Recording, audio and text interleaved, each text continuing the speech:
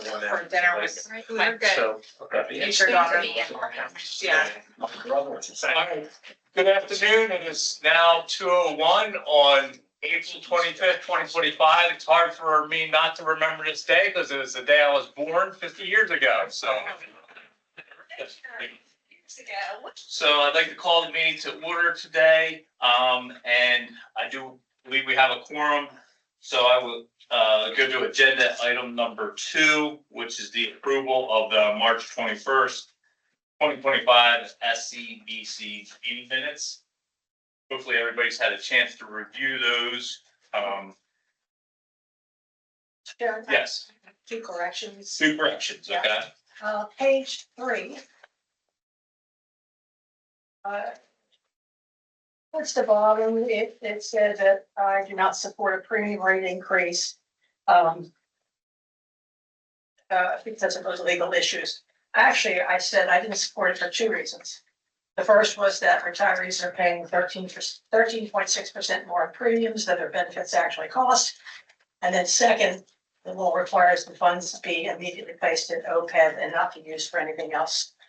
So if I could add the full statement, I'd appreciate that. Okay. And then the second one on page 4 says about halfway down that I made a motion to leave the rates as they were and that the motion failed. Actually, there was no vote on that motion, so it did not fail. So we just. So we can strike motion failed, just say no second on the motion. Is that Correct. okay? Mhm. Okay, so Thank we'll you. strike motion failed on page 4 under,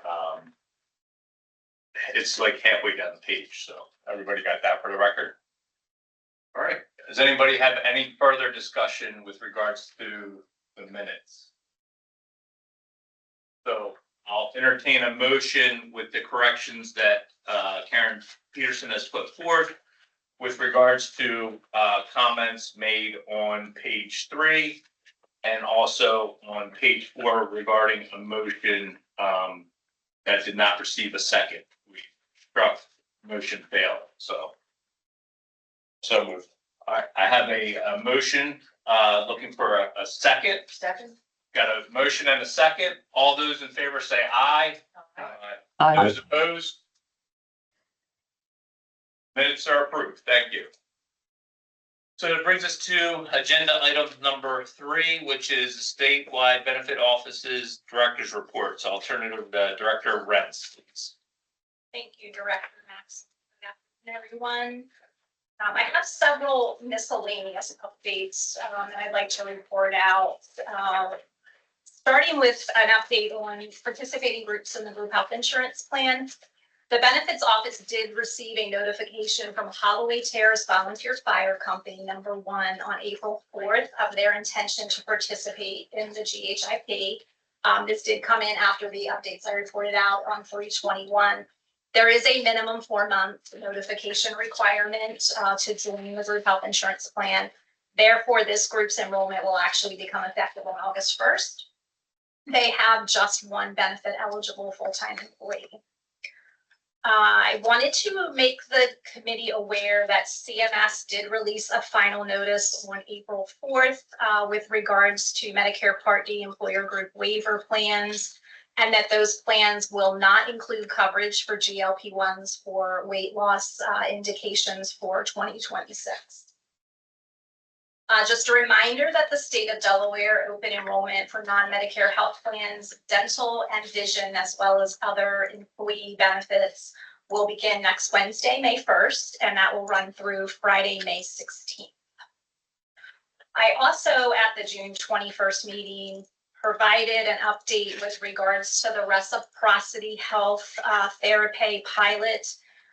This is a 100-person pilot that was approved by the SCBC in late 2024 for diabetes prevention, and it will be offered to eligible Highmark Delaware employees. I reported that we were expecting a launch date for mid-April.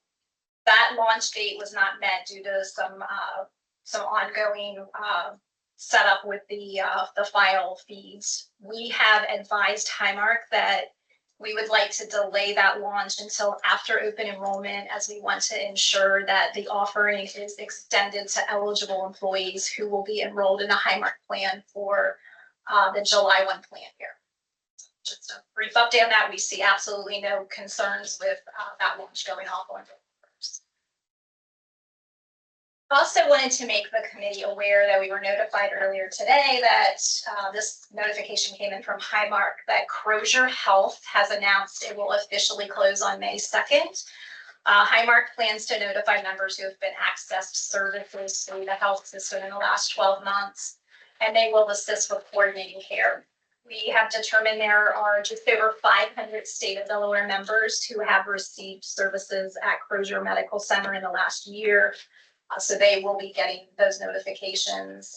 Obviously, those will go out in short order due to that very soon closure. We are awaiting on details of member impact from Aetna, but they have confirmed as well that they will be similarly notifying any impacted members. We will be, actually, I apologize, Carol Mick, our executive assistant, I believe just a short while ago, has sent invitations to committee members for meetings that will be held from July through December of this year. Those meetings will be moved from Friday to Tuesday. I'm sure everyone's happy to hear about that.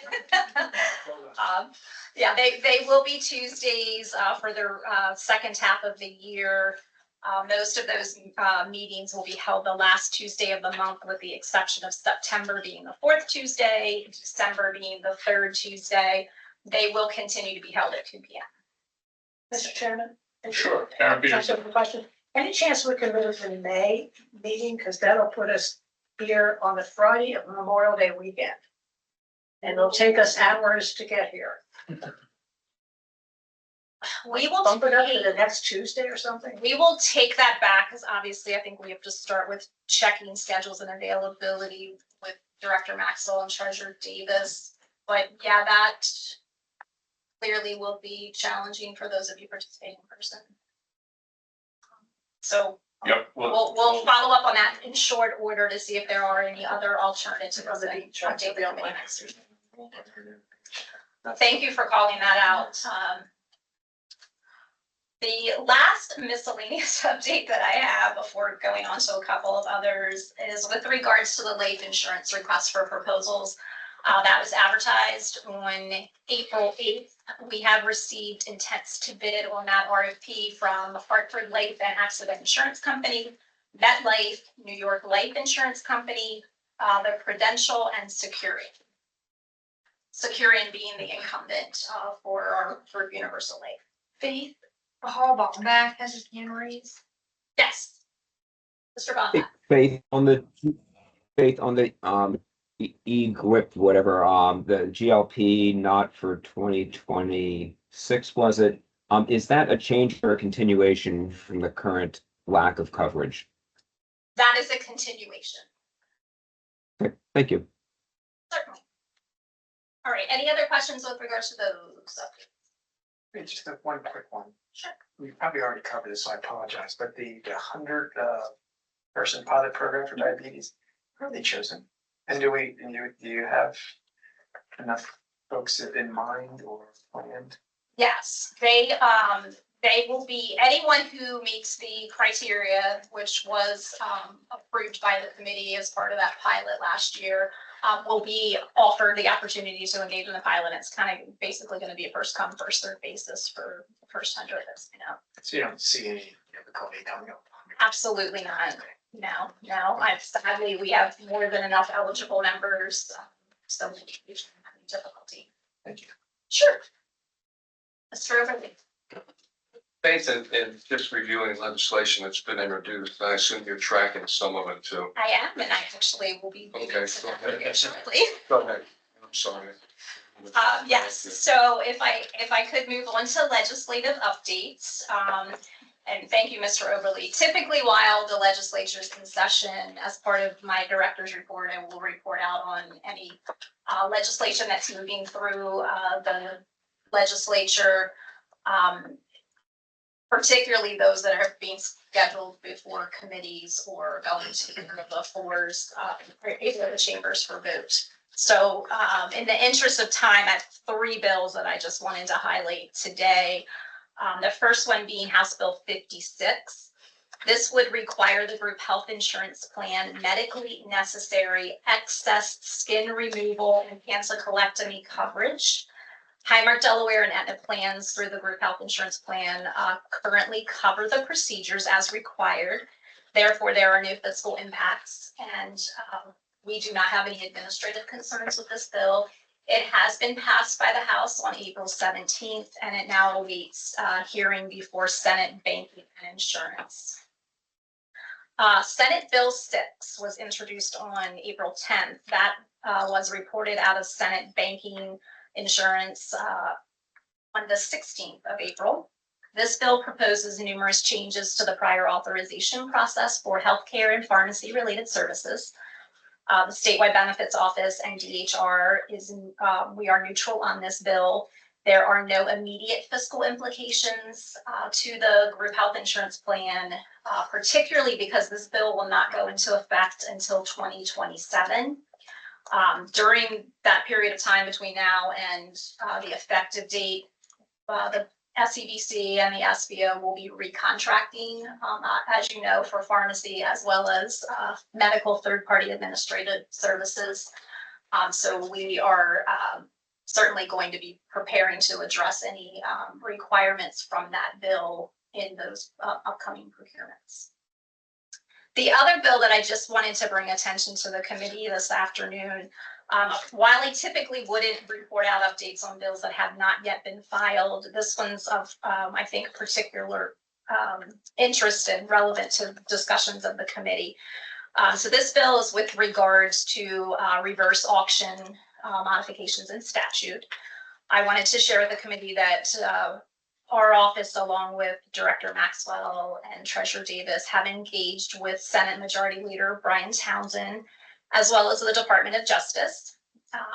And we are discussing potential revisions to Delaware Code that would allow the committee to consider a reverse auction for future pharmacy benefit management procurements. Currently, the code only allows reverse auctions when procuring for non-professional services, meaning changes would need to be made to allow the SCBC to use this for procuring for the benefit. As an aside, there was some information shared with the materials that went out to the committee this week and that are also posted on the SCBC webpage. We have done some research and looked at legislation that's been passed in other states to allow for PBM reverse auctions. These states often require an initial procurement take place for a technology vendor to administer the reverse auction. Additionally, the states added a requirement that following the implementation of a PBM contract, that the state and the technology vendor conduct real-time pharmacy claims adjudication to ensure accurate billing practices and ongoing monitoring of compliance with contract terms. If the committee is interested in mirroring what other states have done with regards to PBM reverse auctions, OMB's Government Support Services has informed the SBO that it would likely take 1 to 2 years to ensure time and funding for a procurement for a technology vendor to support the reverse auction and the subsequent claims adjudication process. The SCBC could choose to utilize Willis Towers Watson, the current consultants supporting your work, for a reverse auction for an additional fee. However, the reverse auction would be an additional step to the current procurement process that we utilize with Willis Towers Watson, and it would not include the subsequent claims monitoring and adjudication that we're seeing has been put in place in other states. So again, we will obviously be talking more about the RFP at today's meeting and the reverse auction. But if the, just again, as a reminder, the committee will need to approve the PBM RFP at your June 27th meeting. And the SBO will need committee consensus today from our discussion on whether there is interest in pursuing any kind of modified reverse auction with Willis Towers Watson for this upcoming 2025 PDM RFP, assuming a bill could be passed and signed in a timely manner to give the LCDC this authority. There are advantages and disadvantages that, were included in the materials that were distributed to the group earlier this week. And again, we can certainly, dive into that in a bit more detail as you feel appropriate when we dive into the PDM overview and scope of work later in the agenda. So I'll pause there because I know that was a lot to take in. Any questions or clarifications I could provide to the committee on legislative updates? Yes. Just my perspective on 56 was one that jumped out at me in the context of GLP-1s, which probably is going to drive more of these sorts of procedures in the future. Which in my mind is going to put additional burden on the GHIP, I would suspect. So even though it's already afforded through Aetna and Highmark, the usage may go up as a result of the GLP-1s, which leads me back, and it's maybe premature in the agenda here, but at some point we really need to have a healthy discussion about GLP-1s and a path forward in terms of how we're going to manage this. That's definitely a topic that you'll see appear on the work plan, where we talk about GLP-1s as a possible way to reduce costs, depending on what direction the committee would like to go to. Because I wasn't here when they got approved, but I believe the fiscal impact is nowhere near what was projected. It's much higher than what's actually we're experiencing. So I definitely think that's a topic that we could explore as a committee.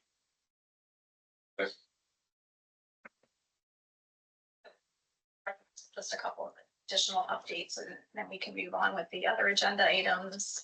But I also wanted to circle back to the committee with regards to potential conflicts of interest as it relates to some of the RFP work that we have coming up and that will be ongoing. That we estimate we're going to be pretty heavy on the committee's involvement with RFPs as part of the work plan, in particular over the next 18 to 24 months. And thought it might be a good opportunity just to remind committee members that pursuant to our RFP process, each RFP does contain very specific language with regards to designated contacts and contact with state employees. This includes the CBC, as well as proposal review committees that you may have to support those RFPs. And I just wanted to draw attention to the specific language that is contained in those RFPs with regards to contact. That being that direct contact with state of Delaware employees or personnel, including SEBC members and the proposal review committee, other than the state of Delaware designated contacts regarding the RFP, is expressly prohibited without prior consent.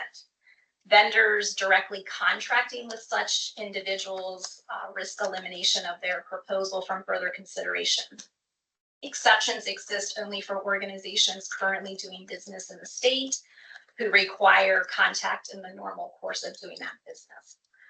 Obviously, this provision is applicable when a proposal is live.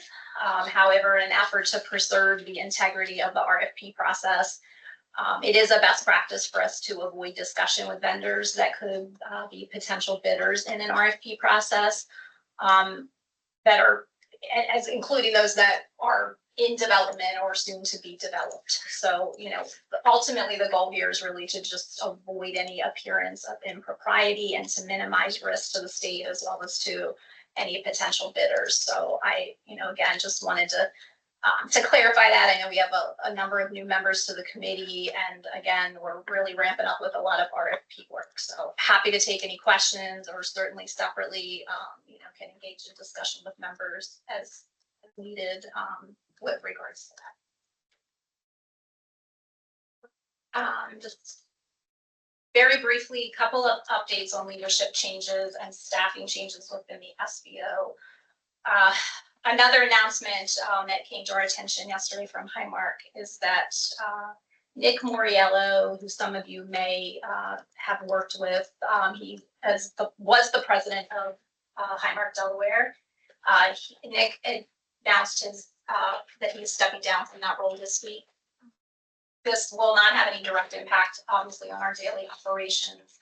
We are at this point awaiting further information from Highmark on Nick's replacement. I just wanted to take the opportunity to share that. I know the commissioner was also contacted by Highmark yesterday with that news. Specific to SBO, want to share and congratulate Carol Mick has been offered and she has accepted an internal promotion on our team. So she will be transitioning off as administrative support for the SCBC here in the short term. We will be asking her to stay on to help out until her replacement has been filled, but that is hot off the press, and congratulations again, Carol. Thank you. That just happened this afternoon. Put you on the spot.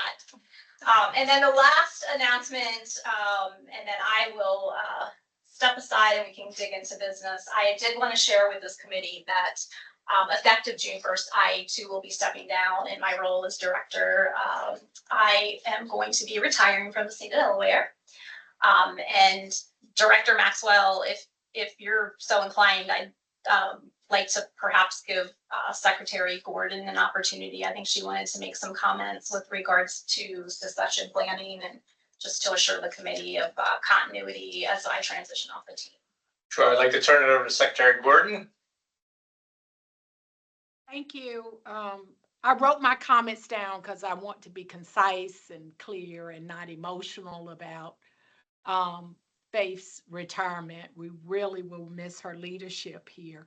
But we are happy to announce that following her retirement on May 31st, Stephanie Hardos, who's here, will be stepping into the role of director for statewide benefits and insurance coverage offices. As you all know, Stephanie currently serves in the role of SCBC and SCBC subcommittee manager, where she also leads the group health insurance plans data analysis work. She provides oversight of various aspects of health and benefit plan administration, and she serves as the liaison to the legislature and Office of the Governor on issues related to the SCBC and state health policy. Director Faith Rentz, Deputy Director Leanne Hinkle, and DHR leadership agreed that Stephanie's position as the SCBC manager, as well as her leadership role in various aspects of this office, will provide for a smooth transition into the director position. Now, I'd like to take a moment to thank Director Faith Rentz for the incredible leadership and expertise she has provided to the state of Delaware. Director Rentz has worked as a public servant for nearly 30 years, serving in a leadership capacity in the statewide benefits and insurance coverage office for 17 of those years. Faith's leadership and expertise has led to the success of the office, benefiting thousands of Delawareans, state employees, and retirees, improving their access to health care and benefits, and ensuring the State Employee Benefits Committee is an effective public body. I hope you will all join me in wishing Faith well on her well-deserved retirement. Thank you, Faith. I see the hands going up on the screen, so we will miss you, truly. Thank you, Faith. I don't want to make any comments at this time. I will do it another time. And, we'll go to agenda item number 4, OPEB trust question. And we do have Bill Tate here, who is a Deputy Attorney General assigned to the pension office. So I'm going to turn it over to Bill. Thank you, Mr. Chairman, and thank you committee members and members of the public for having me here. Respect for your time, I'll try to keep this brief. I am with the Department of Justice representing the Board of Pension Trustees and the Pensions Administration, and it's come to my attention that there were some questions raised about the use of the OPEB trust funds. And I'm here to tell you that I've looked very carefully at the law, and I've spoken with the personnel involved and spent a lot of time with the financial accounting related to the OPEB trust. And I'm here to tell you that it's my understanding that the funds in the OPEB trust are being invested correctly, and the funds that come out of the OPEB trust are being used as statutorily required for the payment of the state's portion of the retirees' health care benefits. It's also been suggested that projected surpluses in the group health insurance program are required by law to be returned to the OPEB. And again, after review of the law, trust agreements, I don't think that's required. This committee has the discretion to manage surpluses or deficits that arise in a period. In its discretion, including delivering them to the disability insurance program, delivering to the OPEB trust, or retaining those surpluses for future costs. So to sum it all up, I've looked carefully at the OPEB trust and the distributions coming out of the trust, and I find no violations of law in any of that. I'm happy to add detail or answer questions. Karen Peterson. Yeah, a couple of things. Part of the law says that the money is to go immediately into the OPEB fund. Not allowed to take a trip through JIP to get there. It's supposed to go to the OPEB fund and then be paid out of OPEB into JIP as needed to pay for retirees' health care.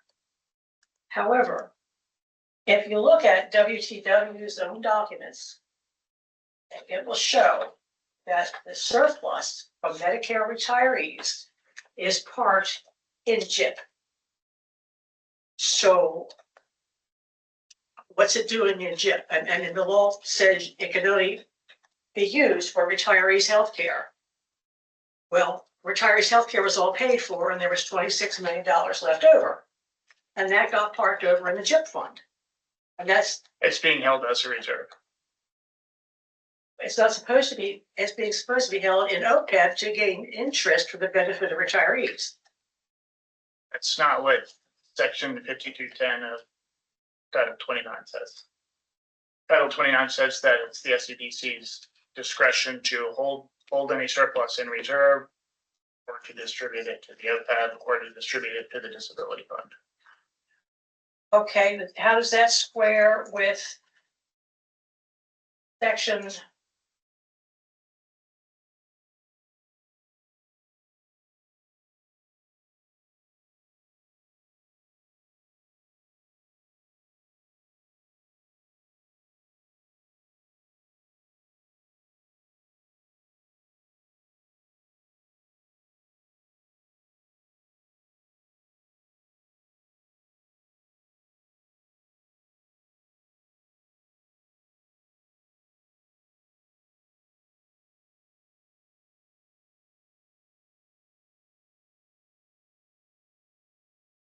I'm not hearing any audio. There's nothing being said at this moment. It says first that the funds are to go immediately into the OPEB fund. And then it says, no money shall be dispersed from this fund except for the purposes of the payment of the state's premiums for post-retirement insurance for employees retired under Chapter 55 and 56. I agree. That is exactly what 5281 says. Pardon? That is what section 5281 says. Okay, so how do you score that with the money not going immediately into OPEB and instead going into JIP? If it can only be used for purposes of premiums for retirees. These premiums have already been paid because there's a surplus. So each budget cycle, the state decides what the state's portion of the retirees' premiums is. And each month, the state sends that money to the OPEB, and the OPEB sends that money to the CHIP to pay the state's portion of the retirees' health insurance costs. Okay. So that's how does that answer your question? Well, no, because there was 26 million more there than needed to pay the premiums for the retirees. That's a projected surplus at the end of this year. Well, it was a real surplus last year, so I mean. It was a real surplus, and if it's a real surplus, then this committee has the authority under section 5210 to allocate the surplus either as a reserve for future costs in the CHIP, to send it back to the OPEB, or to send it to the disability healthcare fund. So the SCBC votes on what to do with that surplus? I do not know how the SCBC makes that decision. But you're saying it is the SCBC's decision I'm saying it is the SCBC. where to decision. put that surplus? Correct. Okay, so it could be sent back to the OPEB where it's supposed to came from, Correct. or we could just park it in JIP for no purpose because it can't be used for anybody else's premiums. $26 million out of a $1 billion throughput for the insurance costs. I don't, it seems like a reasonable reserve. It's not my decision to make. Well, this is in addition to the reserve. The reserve's already been set aside. This is what's left over after the reserve, right, is set aside. If your argument is the reserve is unreasonable, that's not my decision to make. The law No. says that this committee can decide what to do with this. Yeah, my argument is it's supposed to be sitting in OPEB, earning interest for the benefit of the retirees. And instead, the $26 million is sitting over in JIP, where it can't be used for anything because the retirees' premiums are all been paid, and this is what was left over. The 26 million was a surplus. So, I understand your point. Just as a follow-up, it would sound like you're saying this is left to the discretion of the SCBC on how these monies are to be managed. Is that correct? Yes. Did the SCBC ever take a formal vote on this in the past? That the excess be handled in this fashion? The only votes that the SCB ever took with regards to the OPEB trust would have been money that moved out of the GHIB into the trust. so when it sits in the JIP, is it earning interest? Does the JIP earn interest? It is not an interest-bearing account. Okay, so the retirees are losing their interest by not having this in OPEB, where the pension folks would be invested in, and we'd be making some interest on, but parking it over in the JIP, we're losing that interest. So I mean, it's not a ton of money, but it's, you're referencing a $26 million surplus. What is on the pre-65 retirees? What's the balance of that? oh, that was a deficit, a Okay, projected deficit of 21.6, which So, the maybe- OPEB is supposed to be used for those retirees as well. which would leave a $4.6 million surplus. Which to me, that in the grand scheme of things, we're not talking about returning $26 million back to OPEB, right? Yeah, it'd be 4.6 million. Right, Right. and so I going based off of his professional opinion of what he's reviewed and he's issued, what he's determined to be legally correct. That $4 million number that you're talking about is much different than a $26 million number that would reside as part of a reserve, right? If the total reserve that we're building for the group health insurance is in the neighborhood of $68 million as you get out down the road, I definitely think we can incorporate a vote of the SCBC on an annual basis to determine what should be the disposition of those funds. And I think as we talk about work plans and rating the populations differently, that conversation will come full circle. Yeah, it's just that the money belongs over in OPEB, even if it's $1.50. It should be an OPEB earning interest that the pension folks, trustees, they manage that money and that's where it belongs. And I've been following these meetings for 2.5 years. I've never heard a vote taken on putting money that belongs in OPEB into the JIP as a surplus. It makes no sense. But I guess what Bill's point was, it's at the discretion of this committee, so whether that was a vote. Just, And for clarification, the money is not being put into the JIP for a surplus. The money is being put into the JIP because it is the amount of the state's portion of the retirees' healthcare premiums for that period. but the law says it must be immediately deposited in the OPEB trust fund. That's, Well, that, not every state dollar needs to go into the OPEB trust fund. but for the purposes set forth in the law, that money goes into the OPEB, and this is part of that money. That's supposed to, I mean, I know. Not necessarily. The money that comes out of the OPEB is being used to pay the premiums on the state's portion of the retirees' healthcare premiums. Right, I think what you were saying is that the claims against those premiums were less than the premiums.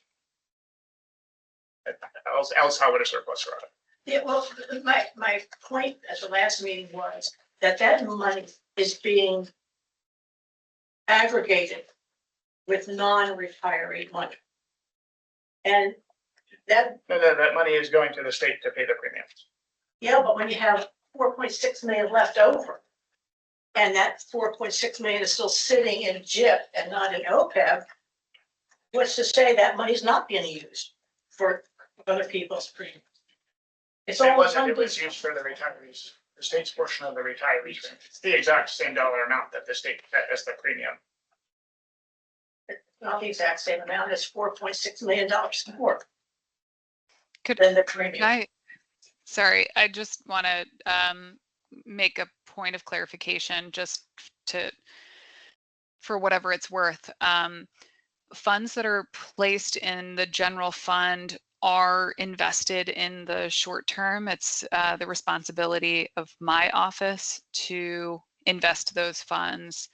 We generate at the end of the year, this year we're projecting about $147 million in returns. And so that money is always being invested. And to your point, you know, even if it's a 6 or 7% return, it is something.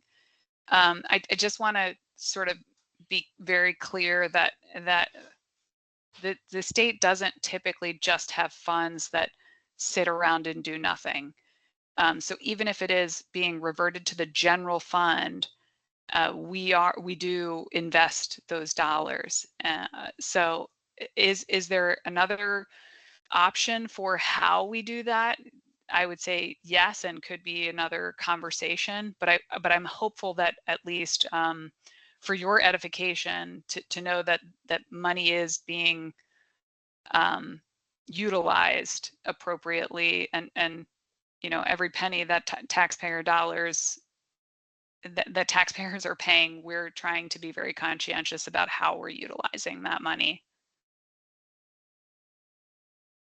Thank you. That's not the money I was talking about, but I think I might be the only person who cares about this. So we can go ahead and move on if you want. I didn't say that because, like, obviously we took this as an agenda item and brought it back to you. I felt like you raised a point and we wanted to address it.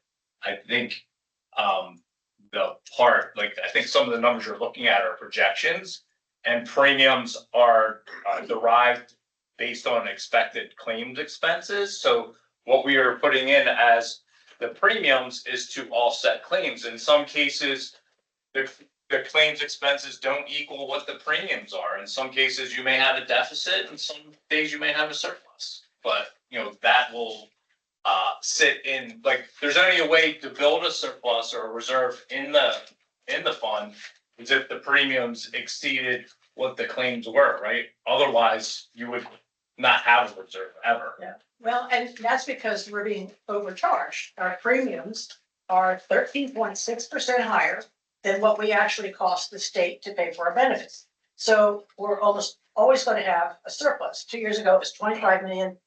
This year it's going to be 26 million. Next year, I think it's 48 million. There's always going to be a surplus. My only, There's not always gonna be a surplus, because everybody around this table knows that we had to draw $7 million from the general a fund, year right? ago. Yeah. Yeah. So that's, The point is that the money, by law, the money as it's collected is supposed to be immediately, the law says, deposited in the OPEB fund. That's what the law says. And then it says that the money from the OPEB fund, as it's paid into JIP, paid premium, can only be used for retirees' healthcare. So once you pay for all retirees' healthcare, and there's $4.6 million left over, where does that money belong? It belongs back in OPEB collecting interest. and that'll be determined by the SCBC in future votes, based on COST. That is what it says. What the law says. Section, Can you give her this section reference?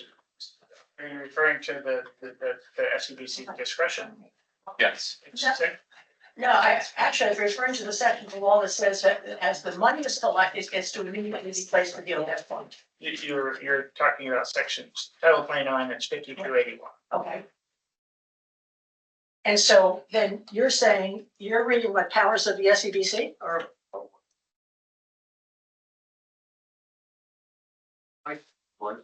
One, let him, okay, address that question. Healthcare insurance? Yeah. Hold down. Yeah.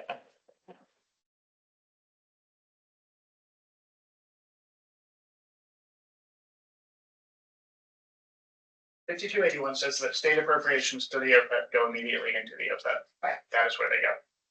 When they come out of the OPEB, they go to pay the state portion of retirement healthcare benefits. Okay, and now they're all paid. And there's They're not all paid. Or there's next month. Next month, they're not all paid. Well, okay, back up 2 years ago, there was a $25 million surplus, same scenario. Okay. Okay, Yes. so does the SEBC actually move that money from OPEB into JIP? Who moves that money? Who authorizes that to move? The pension office moves the money to, Yes. yes. Okay, so they moved too much. They moved what was in the state budget Well, to pay for the retirees' healthcare premiums. it's projected that they're moving too much. 4.6 million. I appreciate your point that you're, if I'm understanding your argument correctly, the surplus should automatically go back to the OPEB. It shouldn't have come out of OPEB. Because it's more than what was needed. Well, unfortunately, we have a law that says we have to submit this amount to cover the state's portion of the premiums, so we don't have the choice of not sending it to the DHIP. I have no legal right to advise my client who is managing the OPEB to say, get that money back. On what ground? No, it shouldn't have gone. It shouldn't have gone until it was needed. Should have gone. And it wasn't needed because there's a $26 million surplus showing up in JIP, minus the 21 for the pre-Medicare retirees, which leaves a 4.6 million. I understand what, I'm sorry. The money just should be where it's earning interest. That was the point of the law, saying it immediately goes into OPEB, where it draws interest and to the benefit of the retirees, not to anybody else's benefit in JIP, just to ours. Just for clarification, there is money allocated into the OPEB that stays in the OPEB. It doesn't come out. There's $1 billion there, earning money around the world, invested prudently and wisely. That's not what we're talking about. We're talking about the required portion that OPEB has to contribute to GHIP to cover the state's portion of retiree healthcare benefits. So can I make a suggestion that we bring this up again at the investment subcommittee, the finance subcommittee, and have a discussion about what we might want to do to solidify a process here, just because with interest of time, it sounds like this needs to be revisited.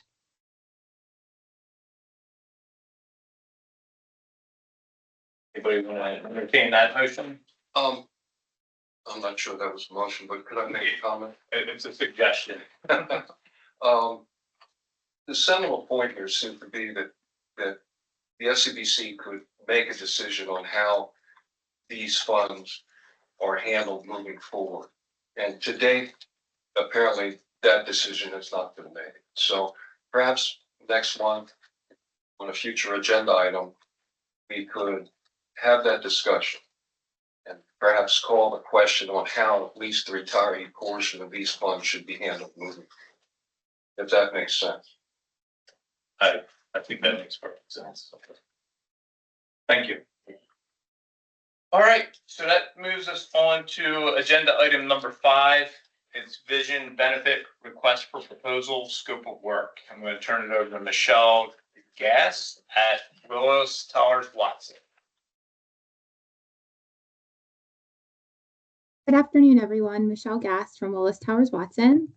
I am going to go over the vision benefit request for proposal scope of work with all of you today. Moving into our next slide. And next. So our first slide here is going over some background for the SEBC today. So understanding that the state of Delaware provides this vision benefit currently to approximately 76,000 members. Those members include our state employees, pensioners, as well as their covered spouses and dependent children that are enrolled in that vision plan, which is with the current vendor, IMED. The eligible state employees include school district, charter school, and higher education employees, as well as their dependents. One thing we wanted to point out is that some of the school districts are not eligible, and the reason being is that their school districts offer their own vision plan. And then from a non-state participating group standpoint, this includes the municipalities and fire companies. They are also eligible for the state vision plan. This was part of the 2020 vision RFP that took place, and the SEBC had agreed to expand eligibility into the non-state participating groups at that time. The state's contract is currently with IMED, which will expire on June 30th of 2026. This is a fully insured contract, meaning that IMED assumes the financial risk associated with insuring this benefit. The vision benefits are 100% paid for by employees, meaning there is no state funding for vision coverage. And the focus of our discussion today is to allow the SEBC to have an overview of the proposed scope of services for the next vision RFP, and that any feedback that is discussed today will be accounted for as we continue drafting the RFP based on the scope of services. And the scope of services today focused on the design for the fiscal year 2025. Understanding there were some changes that were voted on the last meeting around our Tier 4 progressive lenses and Tier 3 AR coatings for lenses, which will be also accounted for as part of the scope of services. So I wanted to point that out because the documentation provided for the prior meeting did not include that in the scope of services, stated specifically. Move to our next slide. So on this slide, our goal was to provide some benchmarking to the SEBC to understand when we're looking at the current vision plan that the state has in place in comparison to other vision plans that are offered by employers. Where do they come in? So our benchmarking looks at the top 5 vision providers, which currently, from our standpoint, in looking at the vendors that are included in this benchmarking, we include IMED, MetLife, Superior Vision, UHC, and VSP. And the reason for that is we're looking to see across those top providers what is being offered to employers today, and again, where does the state compare? So from a frame allowance standpoint, we are typically seeing between $130 and $150 as the norm. The state is offering significant, well, not significant, I would say higher in both areas, in both of their plan, the low plan as well as the high plan options. So the allowances for frames are currently at $160 for the low plan option and $210 for the high plan option. So just again, comparing to the current benchmarks in place we reviewed. From a frame frequency standpoint, so thinking of how often individuals who have vision coverage can get a new set of frames, this is currently when we are looking at the benchmarking, between 12 months and 24 months is the two that are the most common. And they're both very similar. And the state has a more frequent, is on the lower end, meaning the 12 months when looking at the frequency standpoint.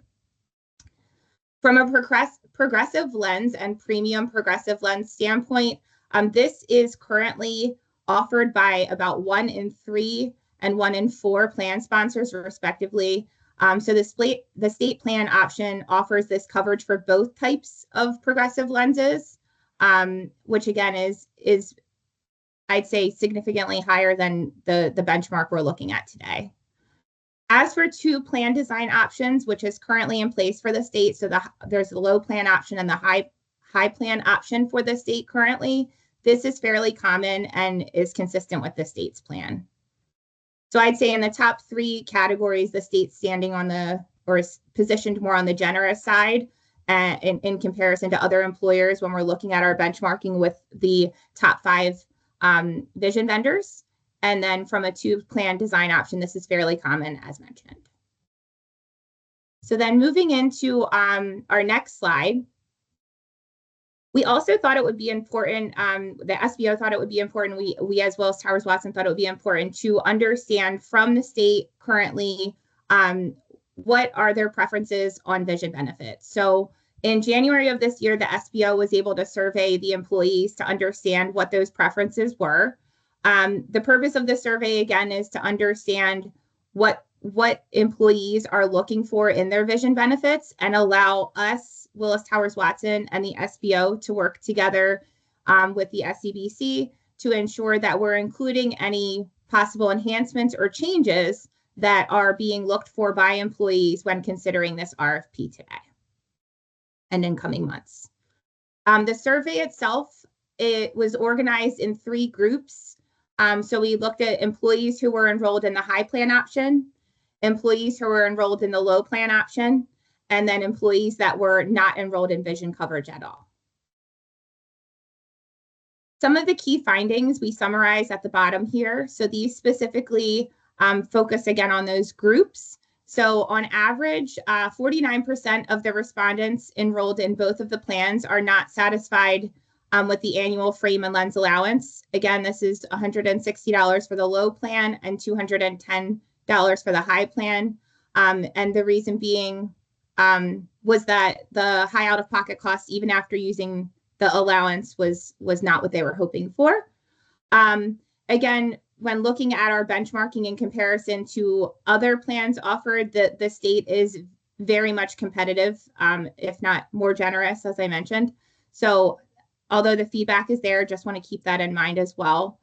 Of the respondents who were not enrolled in the vision plan, 22% indicated that they did not elect this coverage due to the cost of premiums, insufficient coverage or allowances to defray out-of-pocket costs, or not having a provider that's in network.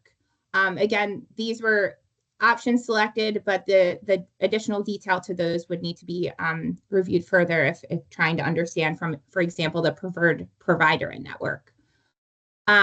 Respondents who are not enrolled in the vision plan see higher plan allowances, lower out-of-pocket costs, more in-network provider options, and lower premiums as items that are important for future planning.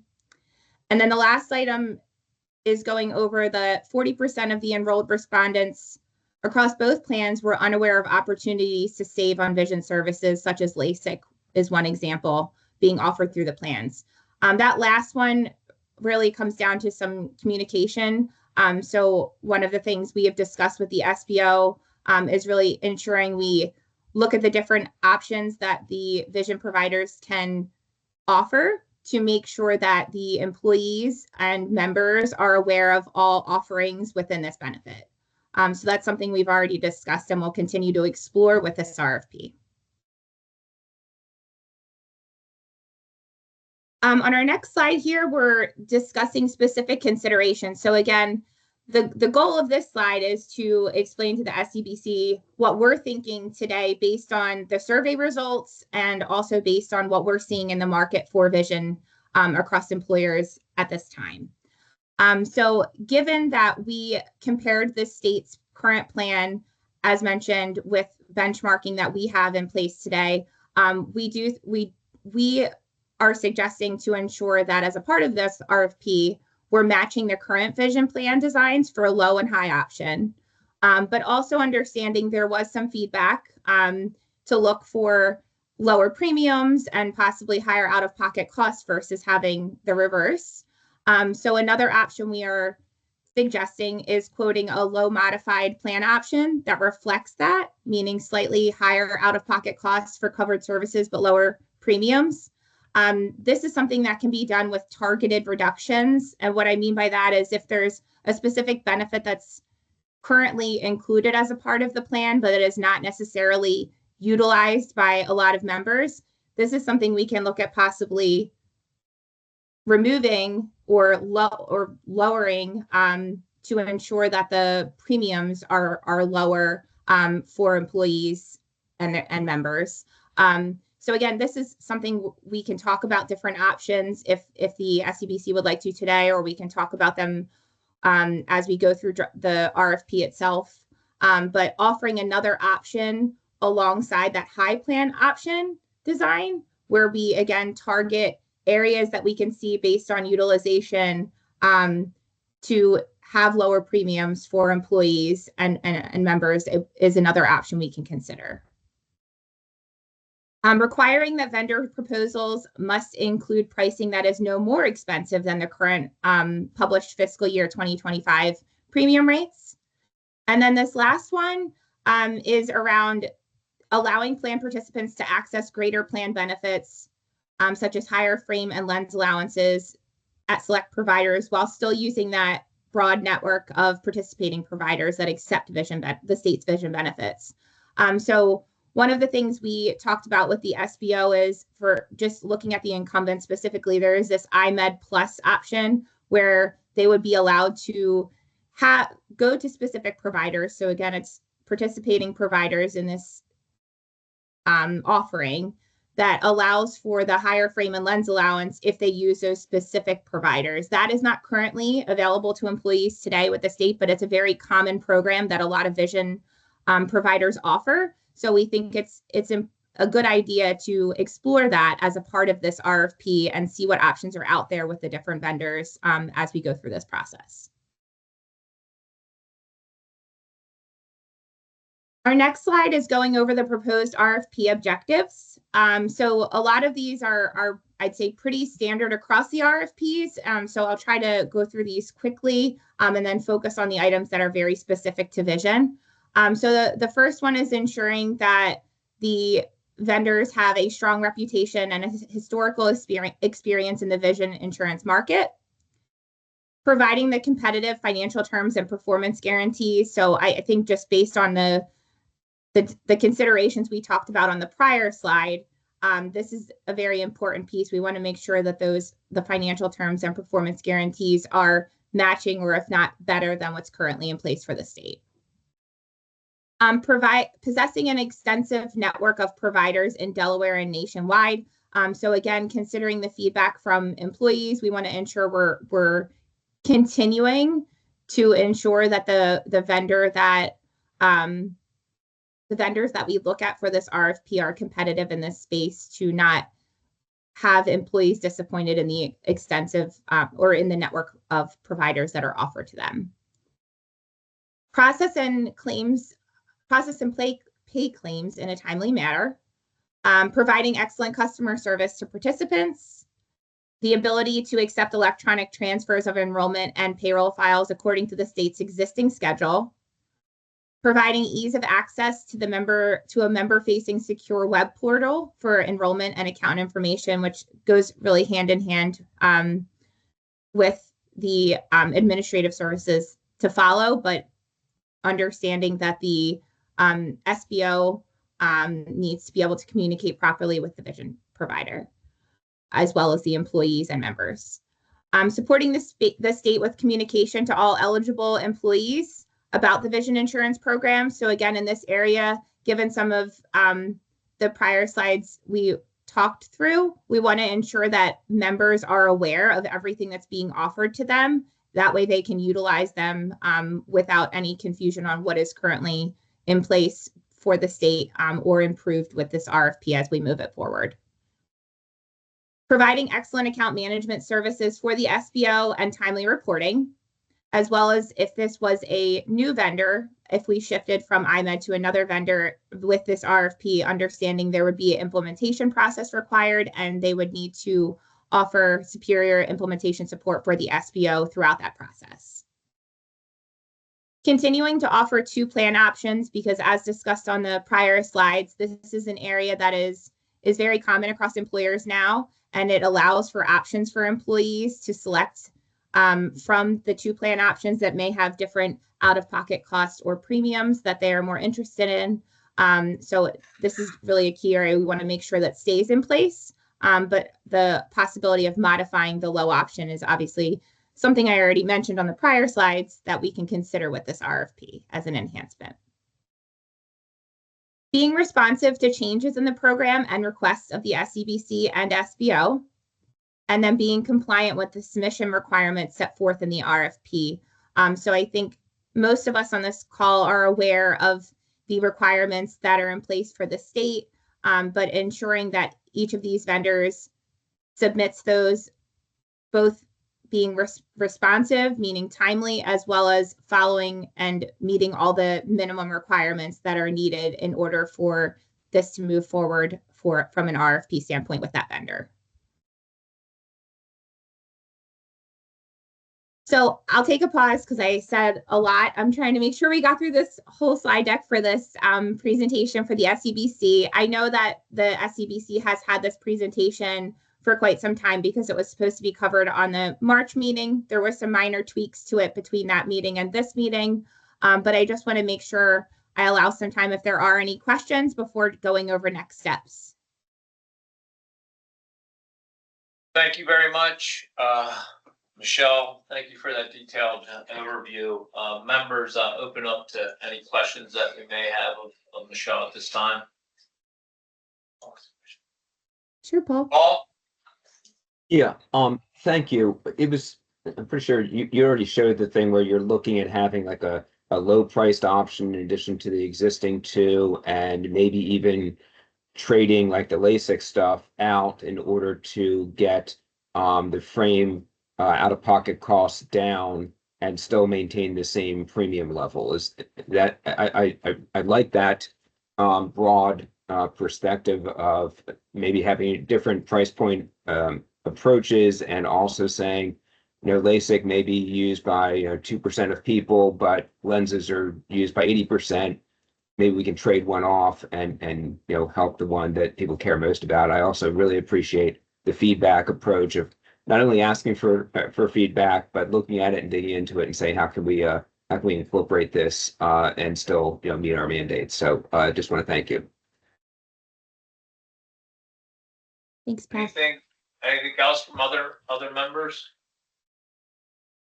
I guess one question I have is one of the things we talk about is making sure we have an extensive network of providers, and I know IMED has that, but not to disclose specifically by provider, but how many are out there that have an extensive network similar to IMED in this space? My understanding is really those top 5 have extensive networks of providers. I think one of the things I was looking into is, because IMED is considered one with the best best network, why are we still seeing this feedback, right? Because it's kind of disappointing to see that, given they're supposed to be one of having the best network. And one area that stood out is that IMED doesn't have ophthalmology in network specifically. Which means that if a member has an ophthalmology specific need, they would need to go through medical instead of vision. So this is an area specific to IMED. I don't know if that's the cause of that feedback, meaning vendors or employees or members had to go to another, go through medical instead of vision. But yes, my understanding is that the top 5 providers that I referred to during our benchmarking have similar networks of providers. But IMED is very competitive in this area, which is the incumbent.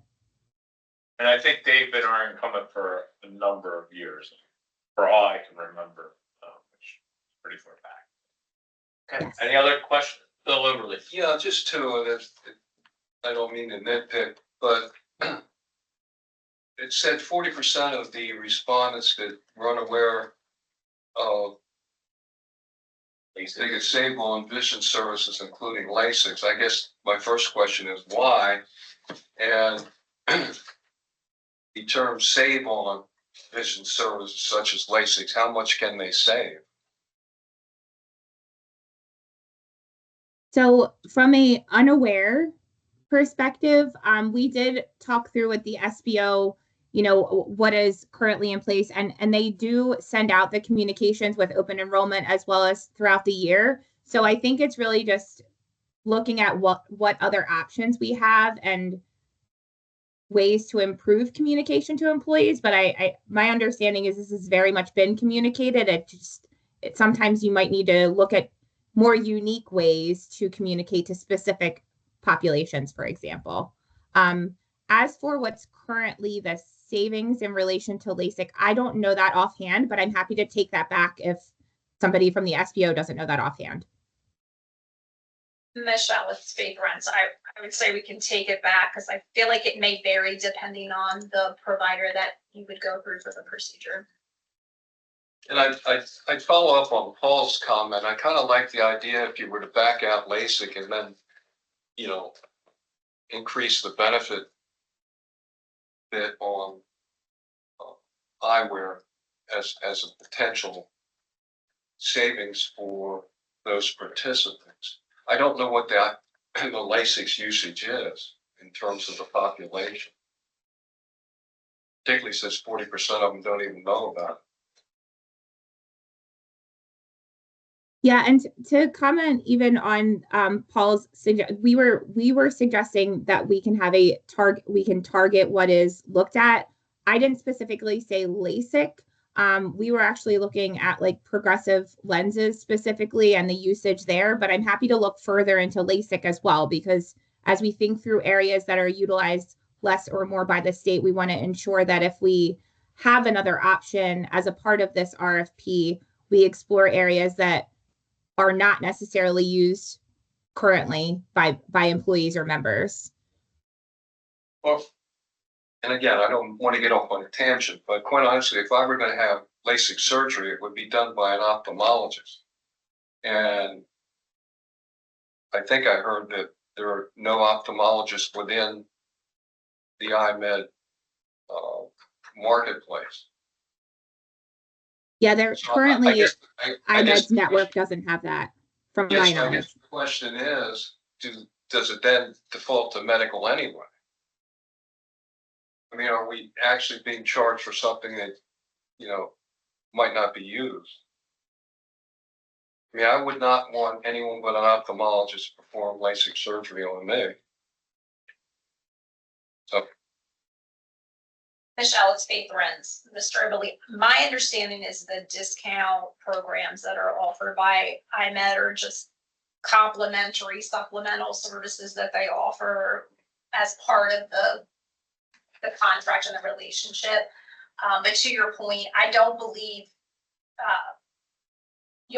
if using a provider or obtaining a service through one of those discount programs doesn't necessarily tie back to a EyeMed network provider. It's simply like, for example, they offer a hearing aid discount program as well through the EyeMed benefit. Obviously, you're not going to someone in the EyeMed network for the hearing aid. I think it's just an added offering with no tie back to their network providers. But we can get confirmation and clarity on that. Any other questions? Thank you. Agenda item number 6. Sorry, that looks like Yvonne is. Oh, Secretary Gordon, I'm sorry, I didn't see you. Yeah, I'm fine with the discussion around LASIK surgery, but progressives are getting very expensive.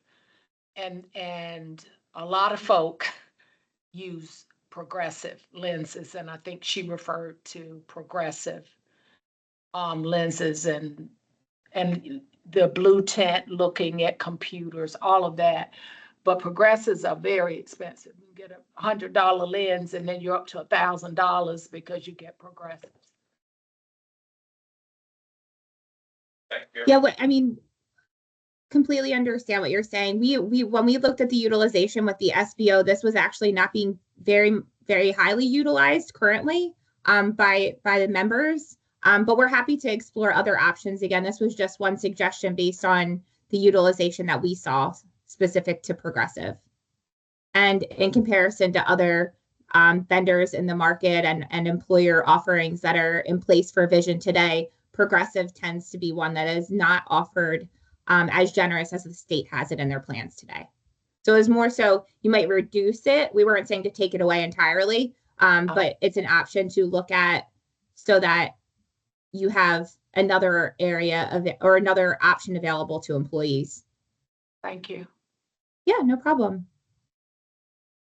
And just very quickly, what the last slide was the next steps. So again, taking into account all the feedback that we heard from the SCBC today as we go through continuing the vision RFP development. And then at the May 23rd meeting with the SCBC will be able to review the vision RFP and provide feedback on the full RFP document, which will be reviewed by Willis Towers Watson and the SBO, and the feedback will be incorporated into the final version of that document to the SCBC for approval. And the approval will be during the June meeting, which is June 27th, 2025. Understanding we talked earlier that some of these dates may shift, but as of today, these are the dates currently on the calendar. Any other questions on vision? Thank you very much. I'm going to hand over to Brian and Sarah for the pharmacy overview.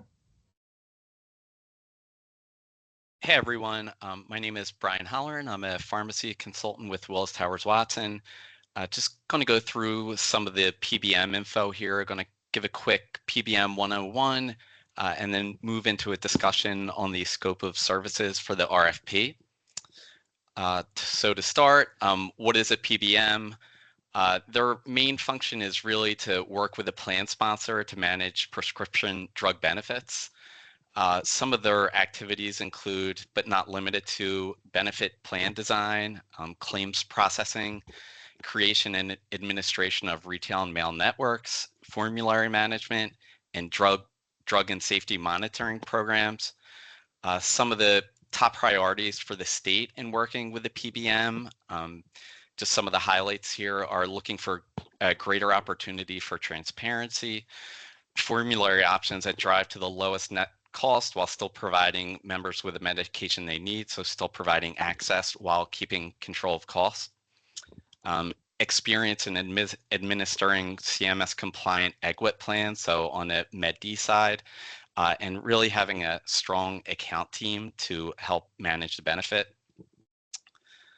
So that's kind of overall what the duties that they fulfill, and going to get in more detail in the slides coming. Okay, as far as pharmacy networks go, we have kind of a range here. So we can have anywhere from a narrow network that includes a smaller number of pharmacies all the way to a broad network. The current GHIP selection is a broad network, and that would be both for 30-day prescriptions or your 90-day maintenance prescriptions. So some of the advantages of a narrow network are deeper discounts, but there's also a disruption there because you're limiting the number of pharmacies. But with a broad network, or the broadest kind, you really provide greater access there. And this is the type that we have in place right now, both for 90-day supplies and 30-day supplies. Any questions there on networks? Okay. Moving on to formularies. So what is a formulary? It's just a list of prescription drugs that a PBM offers to its members that are covered under the health plan. If a drug is not on the formulary, it's usually excluded from coverage. Usually there is a pathway to get those excluded medications, so a medical exception process. We had this in place today with CVS. The drugs on the formulary fall into different tiers. So a typical setup and what we have in place today on the JHIP is tier 1 for generics, tier 2 for preferred brands, tier 3 for non-preferred brands, and each have a cost share attached. So for generic medications for 30-day supply currently is a $10 copay, preferred brands $32 copay, non-preferred brands a $60 copay. The drug manufacturers, they negotiate drug placement and tiering placement on the formulary with the PBMs in exchange for rebate payments. So that would be for branded medications. Usually the preferred brand medications will return a higher rebate than the non-preferred brands, if they even receive any rebate at all for the non-preferred brands. The EGWP formularies are a little different than the commercial ones. These are regulated by CMS and have specific requirements to stay in compliance. For example, certain classes of medications have to be covered under those EGWP formularies, and that's not always the case with commercial formularies. Any questions there? Okay. Continuing with formularies, we again, just like networks, have a range of different types of formularies that are offered, anywhere from an open formulary, which would basically cover all brand and generic medications that come out on the market, to a high performance formulary. So this would be where it's kind of generic centric. So you would cover most generics and then a limited number of branded medications. Then we have in the middle, just a formulary with exclusions. So this is where you cover most brand medications and pretty much all generics. This is where the state of Delaware sits, and both for commercial and EGWP. And this is what we most commonly see plan sponsors go with in the marketplace. So you're not covering everything available. You're not limiting to just generics and select brands, but falling somewhere in the middle there. The decisions on placement on the formulary are typically made by a pharmacy and therapeutics committee. So they would decide what's included, what's excluded, what falls into a preferred brand, what falls into a non-preferred brand. Usually the committee meets anywhere from 1 to 4 times a year to kind of mandate these changes. For CVS, it is on a quarterly basis right now.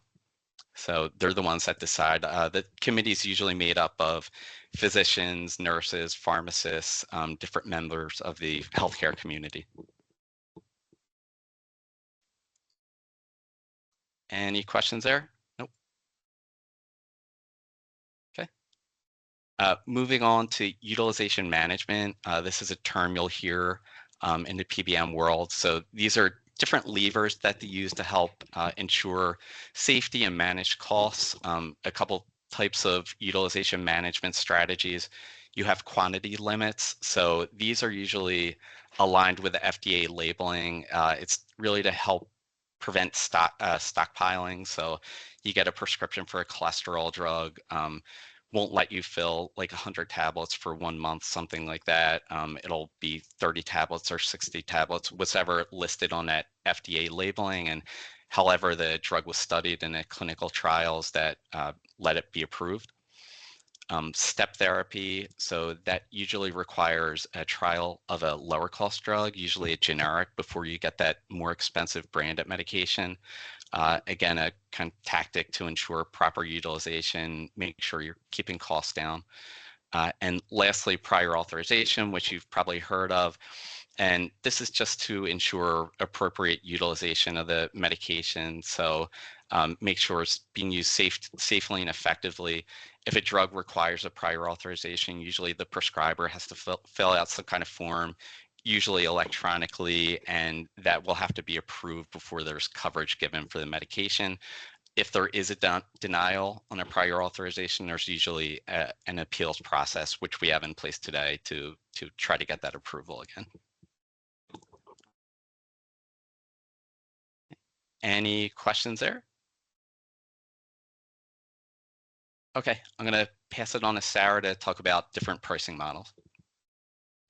Thanks, Brian. Yes, so the list here is kind of the three major pricing models that we see in the industry. And all three were requested in the last RFP. At the beginning of the last RFP, the traditional model was in place for the GHIP. And in that model, the PBM does have the ability to retain spread on what they pay at the retail pharmacy versus what the what is actually billed back to the group health plan. Effective after the fiscal year 2022, the movement was to a transparent arrangement where there is 100% pass through of all the retail network discounts. So whatever the state pays is what the PBM is what the PBM had paid the pharmacy. So that additional transparency was able to be gained in the starting in fiscal year 2022. Cost plus models really weren't as popular then as they are gaining some more interest now. Still not a lot of clients that have them, but there's certainly a lot more interest in availability. So we will be asking, or we'll be talking about this soon about what you want in the RFP, but the expectation is it would be asked for in the RFP. And that is where the price at retail is aligned with acquisition cost of the drug plus a higher dispensing fee. And we've got a whole slide diving into cost plus here in a moment as well, just to get a little bit more deep. Looking at mail order and specialty, in a traditional arrangement and a transparent arrangement, typically there is specialty and mail order retained by the pharmacy, which is likely also going to be the PBM. If for some reason there is a PBM that is not owning the pharmacy, we would still expect that there's spread retained by the pharmacy. Frankly, we expect that in the retail network as well. It's just whether or not the PBM is the pharmacy that sometimes makes that a little bit more complicated. We have a couple of questions. Sarah, can you take a pause real quick? Absolutely. Yeah, thank you, Sarah. And this may speak to my naivete a bit. But when I was reading through this, when you have a situation where a PBM owns a pharmacy, which, personally, it's a bit incestuous to me, but how do you guarantee that the fees and what the PBM is paying the pharmacy is not inflated? So we negotiate the mail order and the specialty rates as part of the RFP. And you are going out to market and making sure, a competitive bid arrangement to ensure you get the best pricing. Sarah, the question is specific to retail pharmacy. So, for example, Walgreens or CVS retail pharmacies. Hypothetically, CVS fills a prescription is filled through CVS by the CVS PBM. How often do we audit? How often is there overview on that process to make sure that what is being charged is not inflated? And I believe there was an audit conducted recently. I don't know if Brian, you can speak to that, or if that was. I wasn't a part of that, but I know that the state does audit the PBM. Typically, the discount guarantees are a component of those pharmacy audits, but I would just have to take that back to ensure that was part of the audit, but typically it is. And this is Faith Runs, I can confirm that it is. I'm not sure that's addressing Mr. Overly's direct question. No. So, go ahead, sir. Oh, sorry. So again, the rates that are being charged on an overall basis are negotiated as part of the discount guarantees at retail. And those are applicable to all pharmacies and included. I suppose there's this, in general, we would expect, and everything that is passed through is handled through that way. CVS Retail is a separate company from CVS Caremark, but yes, they are owned by the same parent company. So again, in an audit situation, you'd want to be making sure that that price is being passed through as it should be per the contract. Couple more questions. Paul, I think your hand was first, and then Treasurer Davis. Thank you. So, in the current contract, there's mention of manufacturer relationships and how a PBM can be getting discounts from pharmaceutical companies based on quantity discounts or prompt payment. But that's presumably spread across an awful lot of contracts. That's not on a per client contract, not just the state of Delaware contract, but really all of their orders from Novo Nordisk or whatever, they get that. Is that included under the rebates, under the 100% pass through, or is that excluded, or is that not clear in our RFP? So the main portion, so manufacturer admin fees, which is a large portion of those type of payments, are included as part of rebates. The piece that is it also kind of refers to what you might also call bulk discounts. So they buy things in bulk. And that's really more to what the pharmacy part of the PBM is able to get that price for. That is not considered a rebate. That's considered the price of the drug. So that gets back to the comment that, there could be spread retained on mail order and specialty if they're able to get the drug cheaper than what they negotiated with you to pay for the cost of the drug. Which again, it's kind of spread margin could be considered kind of the same thing. You would always expect that there would be some sort of margin on a retail environment. The purpose of the transparent is that you don't have that and there's no spread, and that's why you've got admin fees, right? Right. And in a cost plus arrangement. So, in my business, the fact that this is called a transparent model often causes headaches because, as you just raised, it is not fully transparent because you don't actually know, there is the potential for that spread at mail order and specialty, which is why the cost plus arrangement, which is not called a transparent arrangement, but is actually, in my opinion, more transparent, is where the pricing is more now aligned with acquisition cost. And you'll see at mail order and specialty today, your dispensing fee guarantees are zero. And you think about it, it shouldn't cost nothing to mail out a prescription, especially a specialty medication that may require a lot of special handling, coolers, what have you, overnight shipping. So as a result, in a cost plus model, you'll see much higher dispensing fees because, again, now they're actually kind of separating things out in a way that makes more sense, where the dispensing fee is aligned with the actual cost to dispense the drug is aligned with the actual cost of the drug, plus a disclosed margin. Arkansas has a bill to prohibit use of PBMs that own pharmacies. Do you know of any states that...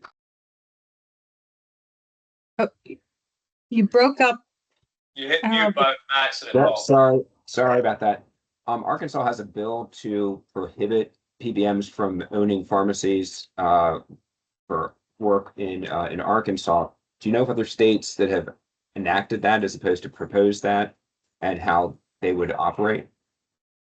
The only other one that I can think of off the top of my head, it's not quite the same, but Florida had kind of some rules that the PBM couldn't be the only pharmacy in their network. So, for example, you couldn't, if it was a PBM pharmacy at mail or retail or at specialty, they had to include at least one other pharmacy. Thank you. Treasurer Davis. Thanks, Paul. Yeah, so I just, very good questions and appreciate you raising them. I have two questions as well. The first one is just related to the pass through, whether or not we're considering a full rebate pass through. within the RFP, or if that's kind of something that we maybe negotiate on the contract side. But I think well, maybe I'll let you answer. So so the rebate line here, we do for all models, you've always had, and we will continue to push for full pass through of all the rebates. Okay, so we don't get into this, that we're sort of trying to create some of that transparency. I guess my other question is sort of in relation to the Paul's point that he sort of just brought up regarding ownership of manufacturing. I do understand that the cost plus models also have that. You know, so we may not want to restrict that. And I think I like the idea of what Florida has done, just to say that it can't be the only pharmacy within the network. And with that, I guess I'll hold off on my other comment. But so you do have broad, well, all of your plans have broad retail networks. So there's no real restrictions on where members can go to fill their prescriptions. On the EGWP side, you have what we call open specialty. So there's no restrictions on where you can fill there. So the only area that I'm aware of right now is on the commercial side, the specialty, in order to under the current terms of the contract, that you are steering members to go to the CVS specialty pharmacy. So that's something we can talk about as well, if that's something you'd like to consider. yeah, I think it's a good point that Paul's making. Okay, two more. We have Bill Oberly and then Karen Peterson. Yeah, as a follow-up to my original question, as it relates to pricing of the drugs that we're paying for, have we ever done a comparison or looked at what we're being charged versus the NADAC price or the cost plus benchmarks? Yes, we have completed that report for the state. Has it been provided to the SCBC, Faith? It does not. It has not. Is that something that we could get access to? You would have to take specific to the cost plus model. It's been provided, but we have not been permitted by CVS to release the result.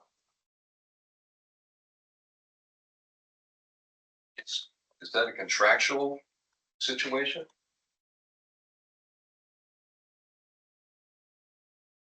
Essentially, I mean, they did modeling and provided it to the SBO as confidential and proprietary.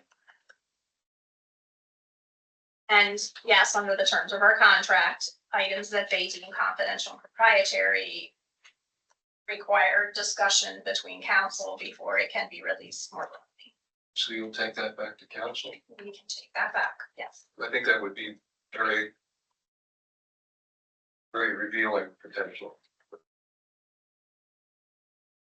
Karen? Yeah, at the March 7th meeting, I had asked WTW which fees, commissions, or rebates the state receives through our PBM.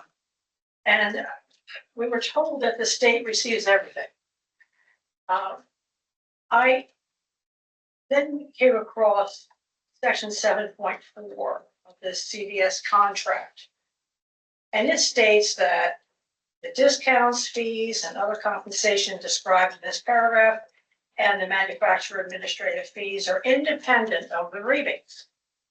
So then I fired off an email to Stephanie and said, would you please get a list of every kind of fee, discount, and every other sort of compensation CVS receives under the contract, and how much the state received for each over the past year.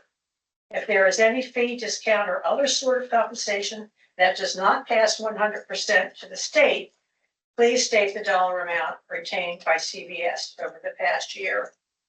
The answer I got was, that's proprietary and confidential. So there's all this other stuff behind the curtain that we don't know how much it is. We don't get to see it. We're pretty clueless on that issue.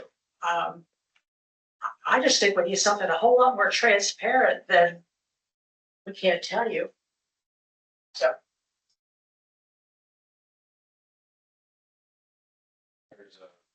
Any And response? certainly we can build into the RFP to get more transparency on anything that is retained. But they do pass through the manufacturer admin fees, as I mentioned earlier. And also, Mr. Chairman, the state also pays certain administrative fees to the PBM. Do we know what they are? What admin fees do we pay in addition to this, all this other behind the curtain stuff that's going to the PBM? Director Maxwell, I'm gonna defer to Stephanie Hardis because I seem to recall that request had come in and I thought we provided information in response to that. You did. It was a total amount paid to the state per year. Okay. There was nothing, no breakdown of rebates, manufacturer's fee, none of that. It was just, here's what we paid in this year. Okay, But I thought you were asking about like an admin fee paid to the PBM. Well, that's an addition. The state pays certain administrative fees to the PBM for plan administration. So my question is, what is that? Stephanie, do you have an answer to that, or do we need to get back to Karen? Sure, thank you very much. We would want to connect our legal team with the CVS legal team. Those terms are defined in the contract. And again, unfortunately, those are deemed by CVS to be confidential and proprietary. Ms. Peterson, on March 27th, as you mentioned, I did send you the list of what those fees are, as well as what the totals were. I believe what you are asking is, what are the exact, not the totals, but the exact fee associated and the dollar amount associated with that fee, which is defined in the terms of our contract. Those terms were redacted in the copy that was sent to you earlier this year, though we would be happy to revisit this with the CVS legal team in order to get those exact dollar amounts to the committee. However, again, that would be confidential for the committee and could not be posted or shared publicly if we were to be able to get access to that information and share it. But again, we are happy to take that back and try to get those granular details to share with the committee confidentially. Thank you. I mean, I'm just trying to figure out what's this contract costing us? There are administrative fees, but we're not allowed to know what they are, and there's these other amounts that flow to CVS, but we're not allowed to know what they are. I don't know how we even do a competitive bid. I don't know what all is going on, behind the curtain. Fine, and I know Colleen has her hand up, but on this point here, following up on what the senator is saying, when we look at our other expenses, we have program fees and costs, the vendor ASO fees, and we just get a line on our budget that totals to about $34 million a year. I think it would be helpful if we could get that broken down between the different vendors, because that's an aggregate number. But it's going to a number of different people under a number of different contracts. And for me, it would be helpful if we could untangle that and see the different, the sub-line items under that single line. Okay, I think that would help. we will take that back with a clear understanding that some of that will be considered confidential and proprietary, so it may not be able to be released in the public. And I think you're looking for a speech to get into queue again. by the parties, right? Like not so much description of what makes up that amount, just who we're paying that amount To the extent we can, because I understand, and again, the treasurer's in the queue when she's done. I want to get back in on this point. Treasurer Davis? Okay, yeah, sorry. I'm happy to kind of move on, however you guys want to proceed, because I know we're running thin on time, but just two quick things. In my past, I worked with other organizations to help them sort of leverage their size. And I don't know if Delaware, if the state has the ability to enter into other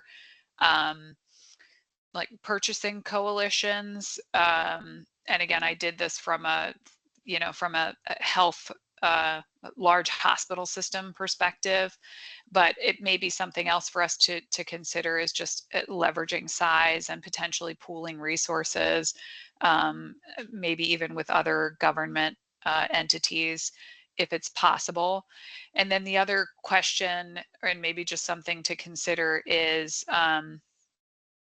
just how we're determining the benchmarks for the PBM, whether it's a PBM or whatever it looks like in the out years, just to ensure that that performance is, that audit process and that performance is what we're saying we want from whomever the pharmacy benefit is. We are doing that through the competitive bid process. So we have our own benchmarks which we use when we do market checks and things like that. But the best benchmark is the bids that you're getting from the other vendors for your specific utilization. Yeah. So some of the things that we look at and the things that I'm responsible for when we talk about investments and other benchmarks, we really kind of look at whether or not our vendors are achieving what we're asking them to achieve in the audit process and things like that. And so I'm just asking if, like, as we go forward, I get it. An RFP is a great time to get a sense of whether or not this pricing is competitive. But even going forward, we talk about we talk about the benchmark and what the potential upside is for us as we're negotiating a contract. If we decide to go with a vendor, whether or not we're building into the contract the recourse if they fall below that benchmark. I know that's been a discussion. So just want to make sure that as we go forward at the subcommittee level, we are taking time to look at whether or not our vendors are held accountable. That's all. It's more of a comment and maybe a recommendation that we bring to the subcommittee process.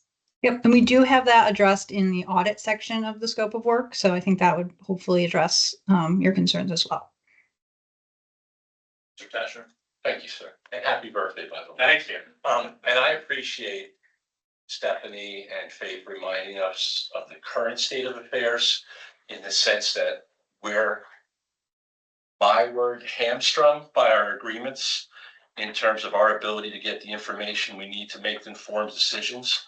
What I'm really interested in is, with 135,000 lives and $100 million books of business, are we finally going to push this issue and force people to let us know how they're spending our money for us? Because that's what has baffled me for years. We put out the RFP, we hire PBMs and TPAs to spend our money, hopefully spend it wisely, effectively, efficiently, reasonably, responsibly.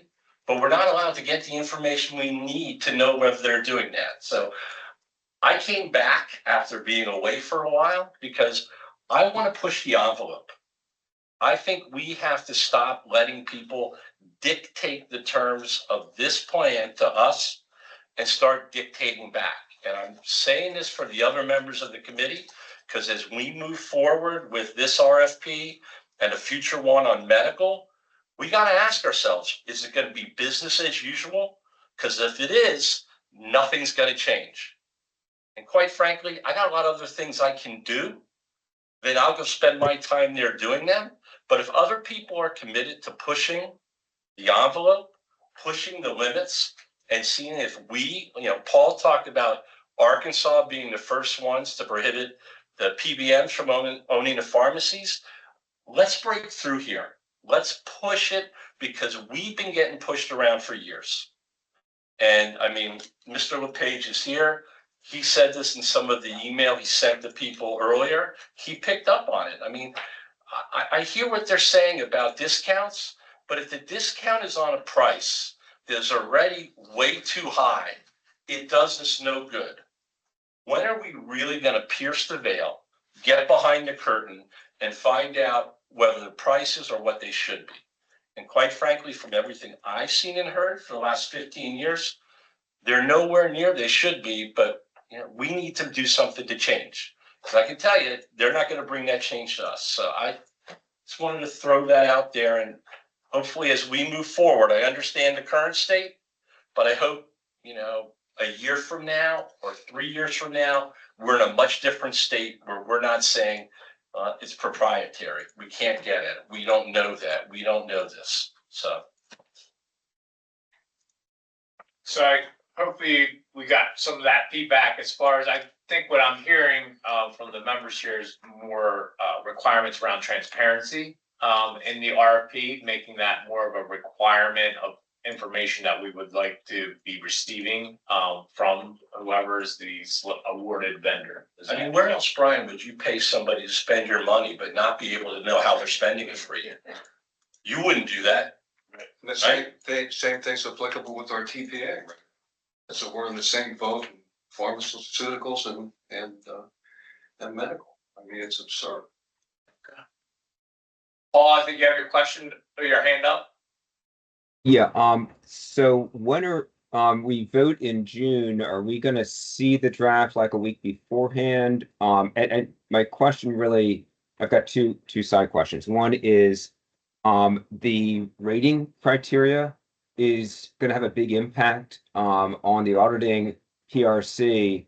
You know, I could see the impact of how different weights are, and I think what I'm hearing is there's a lot of interest in having the costs and the transparency of the costs be understood in the process by us.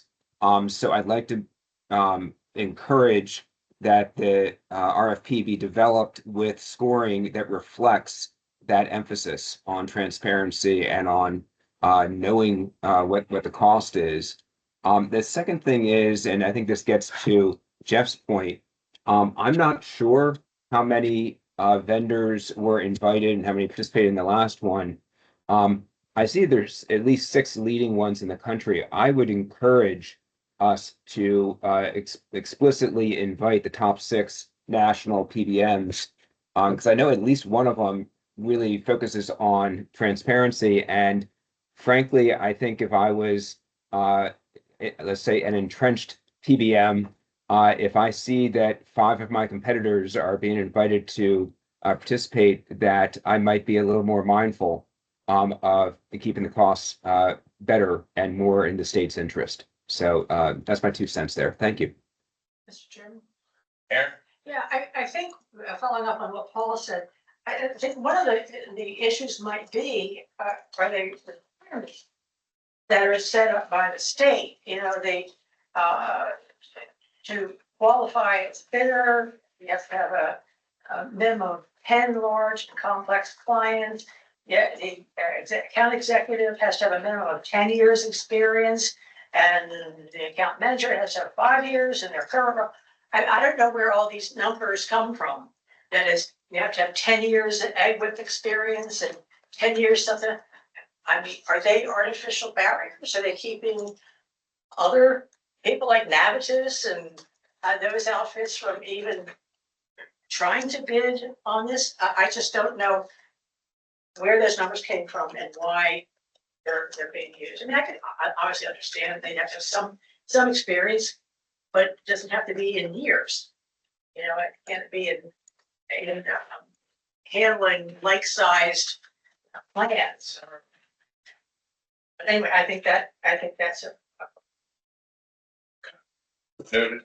And so when we say state, it is on this committee to develop the RFP. So like if there's changes that we want to make to those business requirements of the people responding to this RFP, then we need to bring those forth.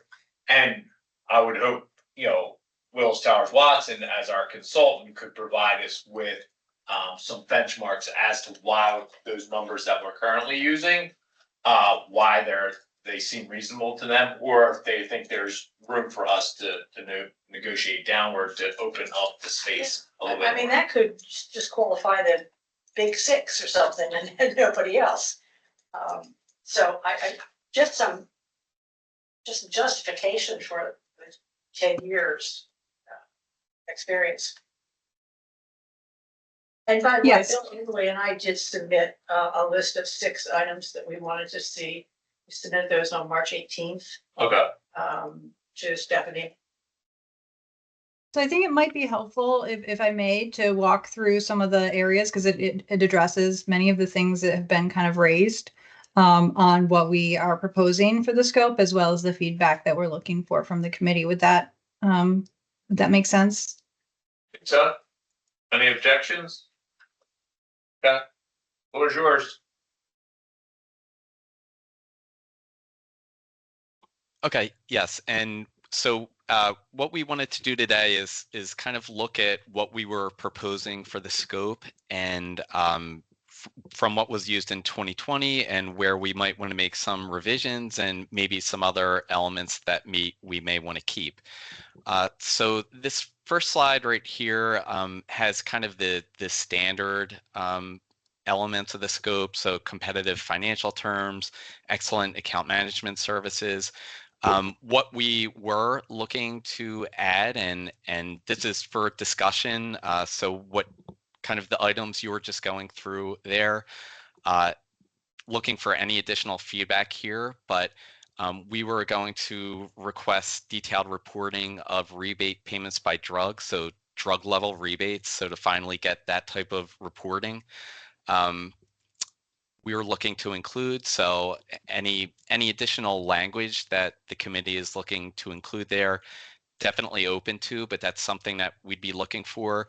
Another item at the bottom of the slide here, improved audit rights. So again, looking for greater transparency, tying back to those real-time audits that we're doing the RFP on right now. So allowing for those types of processes. So any additional suggestions that the committee has, we can definitely take a look at and include in the scope. Paul, did you have a question? I guess just real quick before we get to Paul, just to some of the echo some of the comments from previous members. I see stuff about rebates and things like that, but not so much.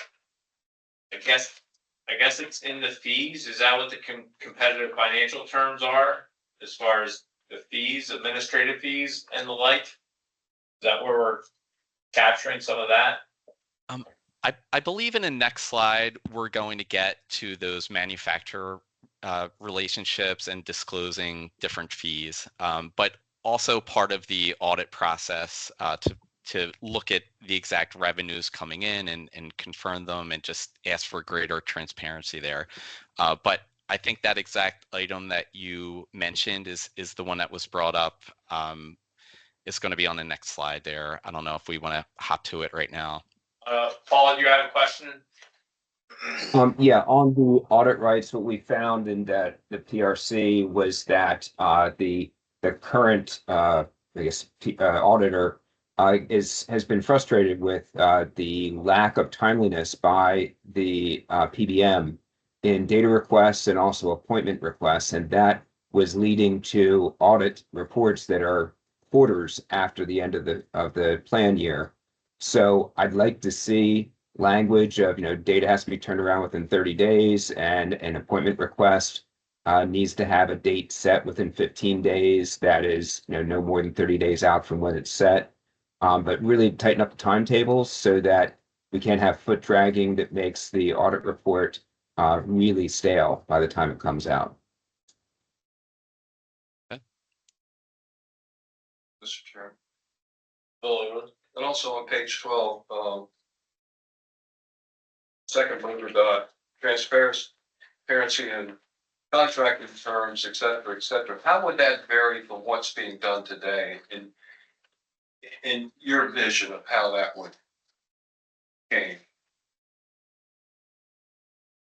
Well, right now we aren't getting drug level rebate reporting. So that would be one element of transparency to possibly audit.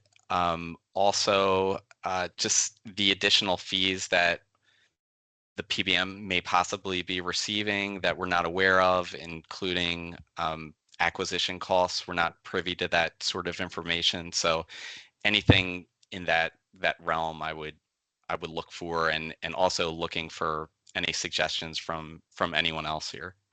Well, I just throw this out. I mean, doesn't a cost plus situation resolve most of It the it problem? does.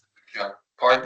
I would say that in a major way resolves the whole issue of not knowing the acquisition cost and these outliers that are maybe high margin markups that exist in the marketplace.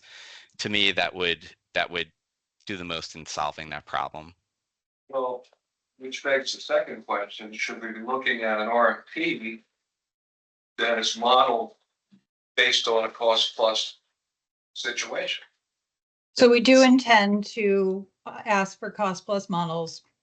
Like I said, we actually did in the last RFP as well, but there's a lot more options now in the marketplace this go around. So we expect to see more cost plus options. And that's the point I was gonna make. I mean, I look back to page 7 and the pricing arrangements. I'm interested in an RFP that's drafted to really push us over into that right-hand column and a cost plus, which is getting towards that acquisition cost. Because that's where we have been just totally missing the mark, in my opinion. And you can compare it with other benchmarks at that point.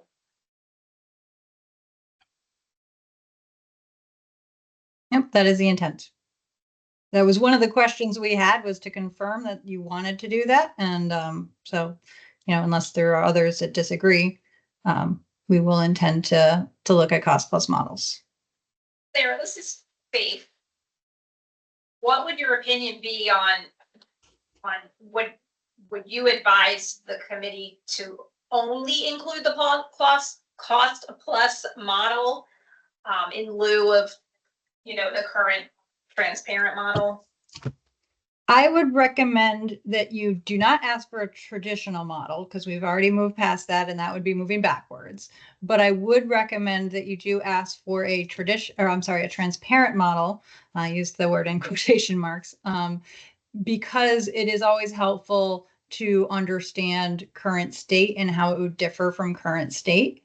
So look at both the transparent model that you have in place today, plus if the vendor also has a cost plus model available, that they provide that offer. We also find that cost plus models, because they're a little newer, they're also a little bit more variable. So having our vendors give the transparent offer will allow for a little bit more apples to apples comparison. But we will be also able to evaluate the cost plus offers for vendors that are able to provide that. If a vendor does not offer a transparent option, if that's just not something they offer, that would not be a reason to exclude them, though, to be clear. And conversely, if they didn't offer a cost plus model, what would be your advice to the committee in that scenario? I don't think there's harm in including them if they don't, but if you feel really, really strongly that you do not intend to stick with a transparent model, you could use that as a grounds for expulsion. Or disqualification is probably a better term.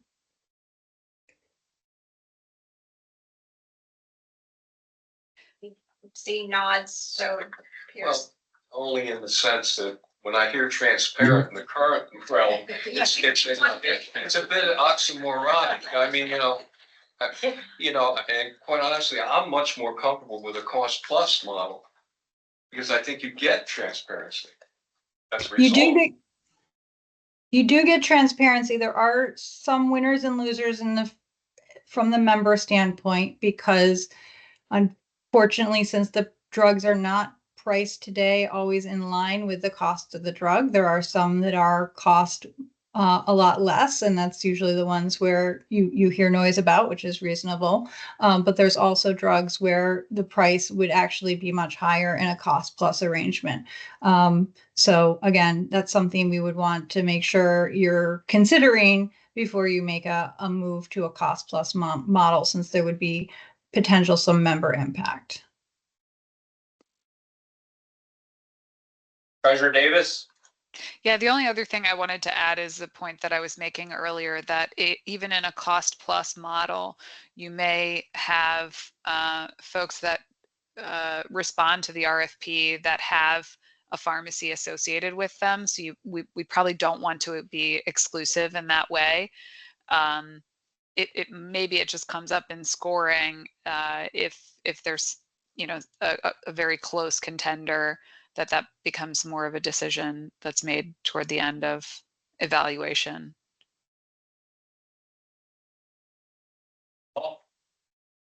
Yeah, I thought I'd seen it with the cost plus, partly because they're newer. And I think you just touched on this, that they can be pretty limited in covering all the prescriptions that our members use. Didn't I recall seeing that someplace? You're And- probably referring to a mention about the Mark Cuban pharmacies. Apologize, I just want to Okay, answer your yeah. question. So Mark Cuban does have his cost plus pharmacy, but that is just a pharmacy. It's not a PBM. So all of the services that Brian talked about earlier, claims administration, fulfillment, Mark Cuban Cost Plus Pharmacy does not administer that. They only tend to focus on primarily generic medications that they can fill. So you could ask in the RFP if Mark Cuban Cost Plus Pharmacy is included in the retail network that members have access to, but we wouldn't recommend that they be included, for example, as a PBM because they're not a PBM. So I was thinking that cost plus means Mark Cuban style, but Mark Cuban this is apples, oranges, and I appreciate that clarification.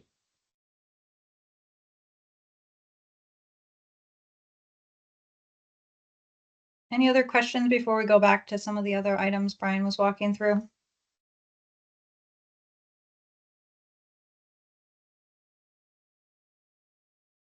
I think we can go to I think, slide yeah, we 13. can, 13, I think we're at, yeah. Okay, so, and we touched on some of these already just during the conversation, but more items for the scope for consideration. In the 2020 RFP, we had item vendor proposals should duplicate the prescription drug benefit plan designs that will be in effect for July 1st, 2026 for the commercial population and effective January 1st, 2027 for the Medicare Part D EGWP plan.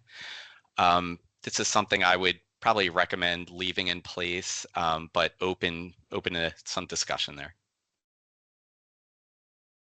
So just that the bidding PBMs would have the ability to match the plan designs that are in place today, if we want to keep that in a scope.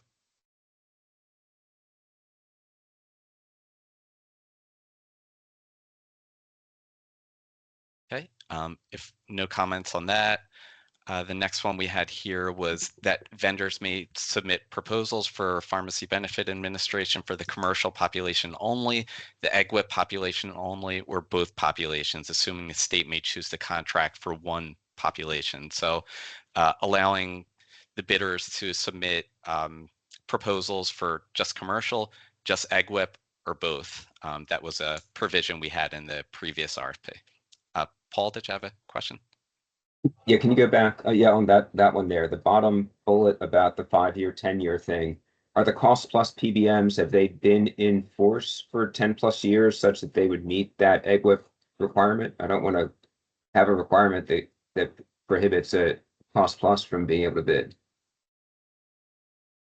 Right, and you know, that is something that I'll have to take back. A lot of the traditional PBMs, like your CVS's and Express Scripts, are rolling out their own versions of cost plus pricing models. So they've been around for a long enough time period, but the PBMs that kind of specialize in cost plus, like a Navitus, like a Capital RX, they may be right on that threshold. So that is something we may want to look into removing. So that's something we should definitely take a closer look at. Thank you. Yeah, the real question I think we could even, look through our messaging there on EGWP. First, Navitus has been around for many years, so certainly more than 10 years. It's just whether or not they have been performing EGWP services. So we can we can check on that.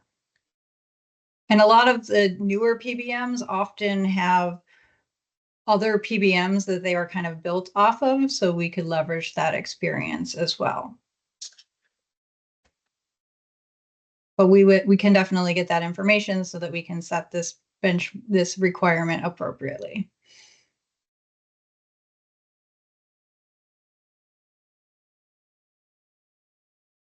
Okay. Moving on here, something that was already mentioned. I think we were on this slide previous. Yeah.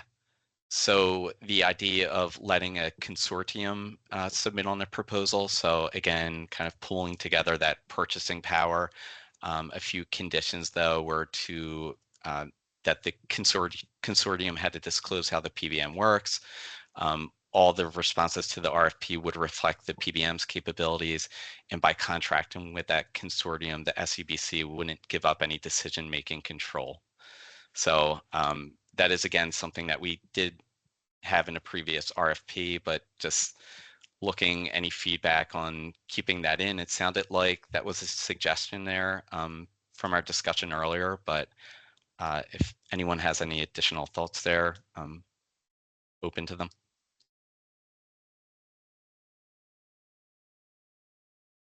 Okay. Next, we just discussed the minimum years of experience required to bid. So for the previous RFP, we included minimum 5 consecutive years of providing the scope. And as we just discussed, 10 years for the EGWP. So we're going to take that back and look at the cost plus PBMs and look at how long they've been providing services and maybe bring that back to you for some further discussion and revision of that language. Okay, next item here that we talked about, the pricing models that you want to receive quotes for. The recommendation was for a cost plus and transparent, but we can always adjust that, but that was the recommendation. Sounded like you were on board for that.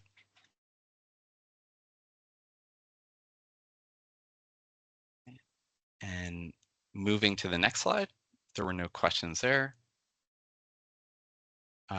Okay, and we did have some discussion on this already. So this was regarding manufacturer relationships and what's in the contract today, as opposed to what we may want to update during the RFP process and asking or requesting, kind of demanding more transparency in any type of revenue coming back to the PBM. So we did talk about some of this already, and the manufacturer administrative fees in the current contract, they're stipulated to be passed through. We'd recommend keeping that in the 2025 RFP too.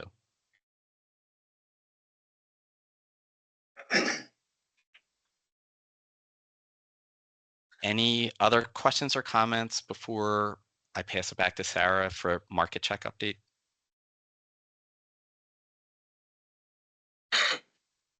Thank you. So we did want to provide a quick update on the CVS market check that I had discussed, I think 2 meetings ago. WTW did conduct a market check analysis on behalf of the state and did push for improvements both on the commercial and the EGWP plans. We went back and forth several times with CVS on both offers. On the commercial plan, on both plans, they said that they were underwater on rebates, but especially on the commercial plan, and therefore there was no room for improvement. We then went back and said, at a minimum, we want to see an offer where, even if it is meant to be cost neutral to the state, that there would be rebalancing on the specialty drug list, because that is where we see the biggest variations, because we have looked at some of the drug price variations in the cost of the drug and versus the amount that is charged by the plan. So essentially, without officially moving to a cost plus model, can we align the prices more in line with a cost plus model? And then hopefully get ahead of some of those winners and losers situations that I mentioned as well earlier. On the commercial plan, they provided us a list. However, while they improved what we call the adjudication rates, so the rates that kind of are charged at point of sale, the ultimate guarantees, the rates that you are trued up to from a cost perspective, round up to be a cost of $2.2 million. So we did not recommend accepting that offer because it was going to be a cost.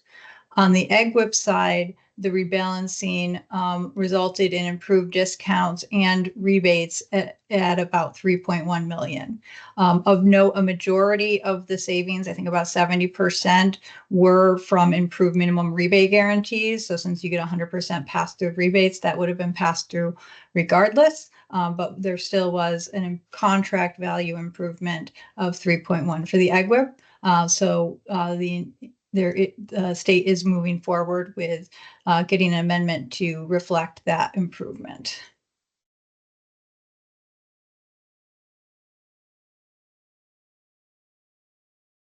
Any questions on the market check? Just, Go over it. yeah, can you define for me what a market check means? I assume it's not an audit, or is it an audit? It is not an audit. A market check is when we are able to negotiate with CVS midterm to see if we can get any improvements to the pricing based on where the state is compared to market. So there was not significant improvement in the market as there has been in past years. So there was not significant room for improvement, but we were still able to get some improvement on the AgWIP plan. That's all based on CVS's response. And of course, if we don't know what we're paying and for in terms of each individual drug, I mean, how do we validate that what they're telling us makes sense? So we validate it by comparing to other benchmark offers that we have in the market for the discounts and other guarantees that are in place for our other employer sponsored plans. Well, I don't want to belabor this, but isn't that all relative? I mean, if similar PBMs with similar providing similar services, then that would all be relative. If everyone was being overcharged, it's a moot point, isn't it? Again, we're just trying to ensure that the deal that you have, the type of deal that you have in place is competitive with the market. And, but as you move to potentially looking at a cost plus offer, it would give you more insight for future. Thank you. Sarah, the quick question I think I have is, we're talking here about market price. Is that the same as or different than what we talked about earlier in acquisition cost? It is different because we're talking about the contract terms that are in the market for transparent offers, like what the state has in place today. And that's really more on an aggregate level. Although one thing that we do see at the drug level are the discount guarantees for specialty. And that's where, again, we were able to negotiate some improvements there. Thank you.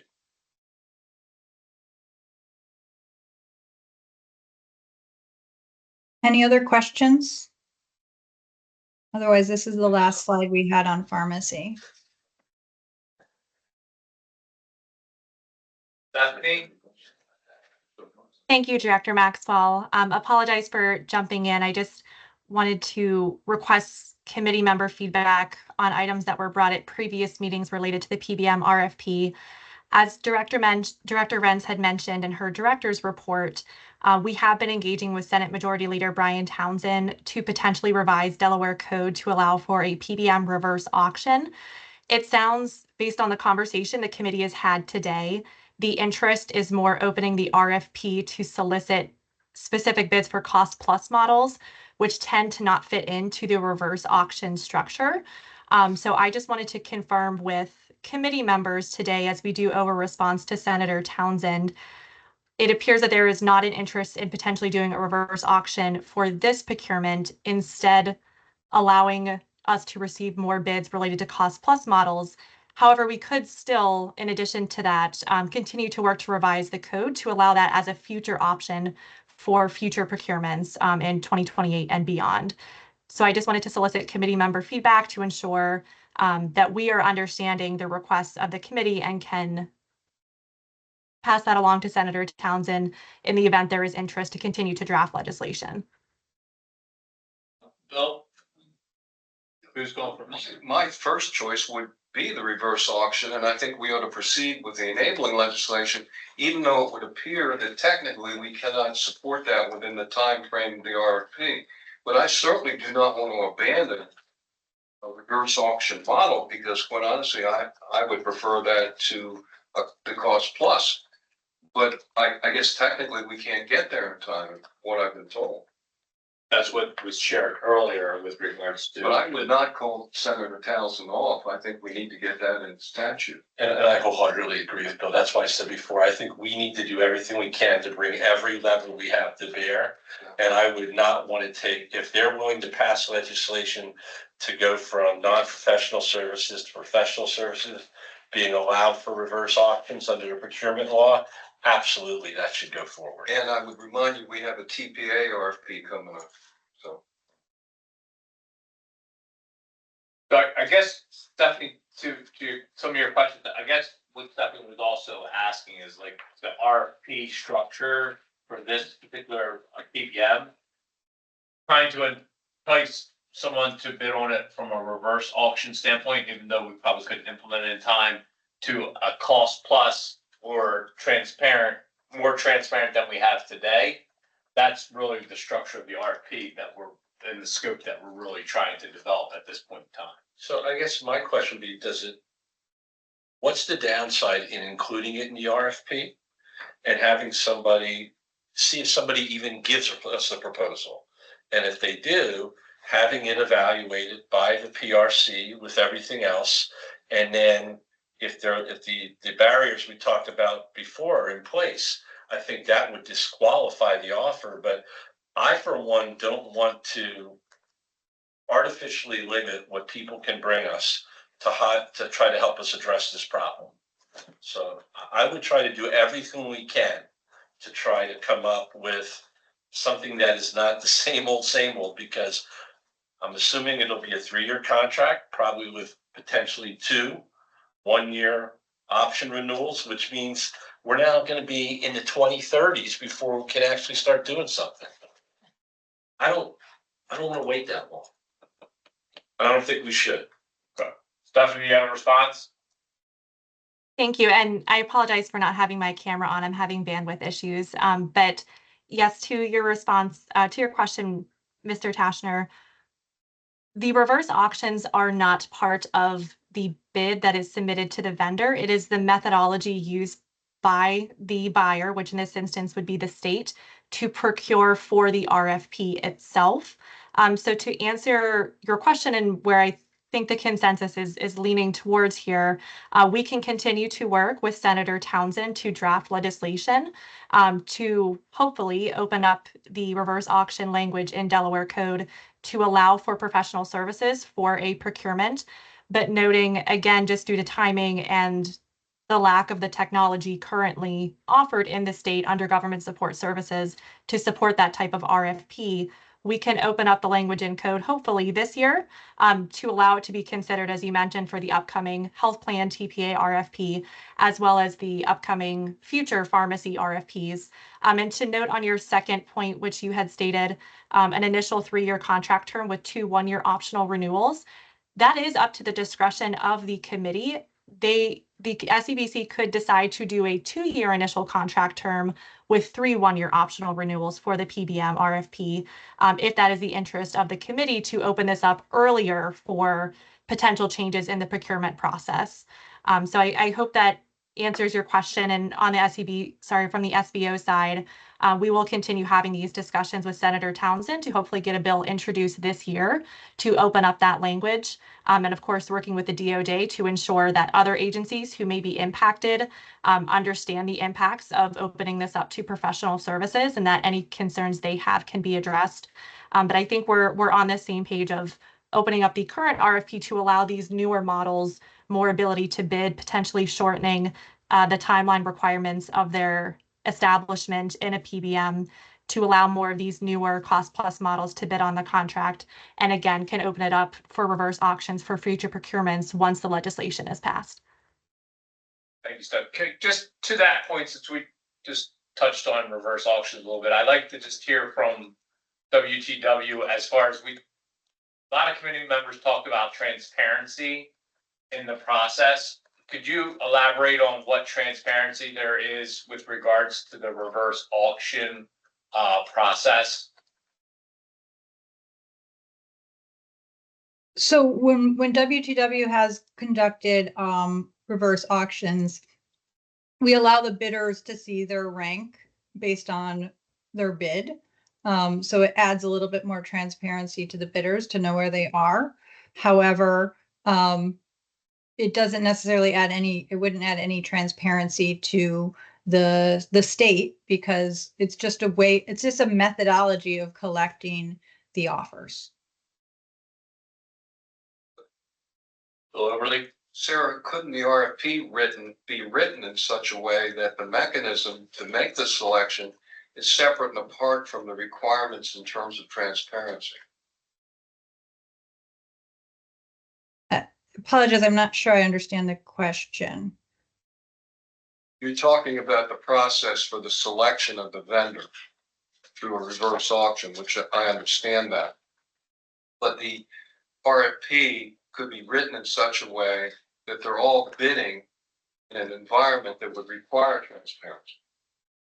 Absolutely, and I think that's what Stephanie was trying to say, is that our main focus would be on transparency and looking at the cost plus arrangements, and that can certainly be achieved outside of a reverse auction process. I'm not sure it's included in a reverse auction process. That's what I'm saying. I'm not sure you get that information. Right. Because a reverse auction process is typically focused on things like admin fees and price points, whereas transparency is more a requirement that, you provide the reporting that you want to see at the level of detail that you want to see it. So all of that would be something we would want to be pushing for as part of the requirements of the RFP, and would score, to your point, on their ability to adhere to those goals.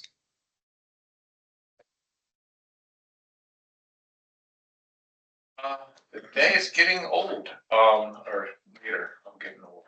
I think I'm 427, actually, so I haven't been born yet, so. But I think close. I think we put number 6 to bed, and so if we could touch on SCBC planning, work plan, and subcommittee, and I think Stephanie was going to handle that, hopefully. Thank you very much. And I will, just noting the time, I will try to make this as quick as possible. But good afternoon, everyone. This is Stephanie Hurtis, SCBC and Subcommittee Manager. I'm going to be walking the committee through the SCBC work plan and subcommittee resolution. Next slide, please. So as you all may recall, at the February SCBC meeting, the SBO had recommended the committee develop a work plan to develop and determine which topics they would like to dive into in the upcoming fiscal year, and potentially allocating research and recommendations to those topics to the subcommittees. So as you may know, the SCBC does have 3 subcommittees: the Financial, Health Policy and Planning, and Retiree Healthcare Benefits Advisory. The Financial and Health Policy and Planning subcommittees were developed by the SCBC in 2018 via a resolution, which we can get into shortly, and the RHBAS was established in 2023 through legislation. The high-level objective of this discussion, which will continue over the next few months, is that we recommend the committee develop a work plan, but also specifically determining what tasks, goals, objectives, and deadlines would be associated with those tasks to ensure that the subcommittees are working towards specific ends as well as recommendations to improve the benefits or rein in some costs for the GHIP. Next slide. So in previous discussions with the committee, as well as compiling feedback that committee members submitted to the SBO, the topics listed on your screen were identified as areas of interest to add to the work plan. The items listed on your screen are not an exhaustive list, and they can be modified as the committee sees fit. This is really just meant to be a starting point for this discussion. And as you can see, there's really 3 categories that we pulled out there, focusing specifically on cost reduction opportunities, revisiting some benefit enhancements that are available to the committee for consideration, as well as exploring opportunities for enhanced changes to the upcoming health plan TPA RFP, which is going to be released next summer, as mentioned by Mr. Tashner. Next page, please. All right, so the goals for the upcoming meetings, and this may run through July as well, are really to have the committee identify the topics that they would like to explore and determine their priority level. As I mentioned earlier, we do want the committee to identify specific tasks, goals, and outcomes, as well as deadlines when possible, associated with each topic, as well as determining what topics should be allocated to which subcommittees. Or in some circumstances, if a topic really crosses over multiple subcommittees, potentially a specialized work group could be developed to look at those specific topics. And what I included on your screen, this is just a sample. It's not taken from any specific recommendations or requests by the committee, but just wanted to provide a visual of what these work plans could look like as far as splicing out the topics, the goals, the tasks, and the deadlines. Next slide, please. So the second component of this presentation is really focused on the 3 subcommittees as well as the subcommittee resolution. So in 2018, the SEBC passed a resolution to create the 2 advisory boards, as mentioned, the Financial and Health Policy and Planning Subcommittee. This resolution was later modified in April of 2023 by the committee. The purposes of these committees are detailed on your screen, but what we really wanted to start having the discussions on related to the resolution is that the resolution is tied to Delaware Code and requirements that were established of the committee at that time, including the membership structure.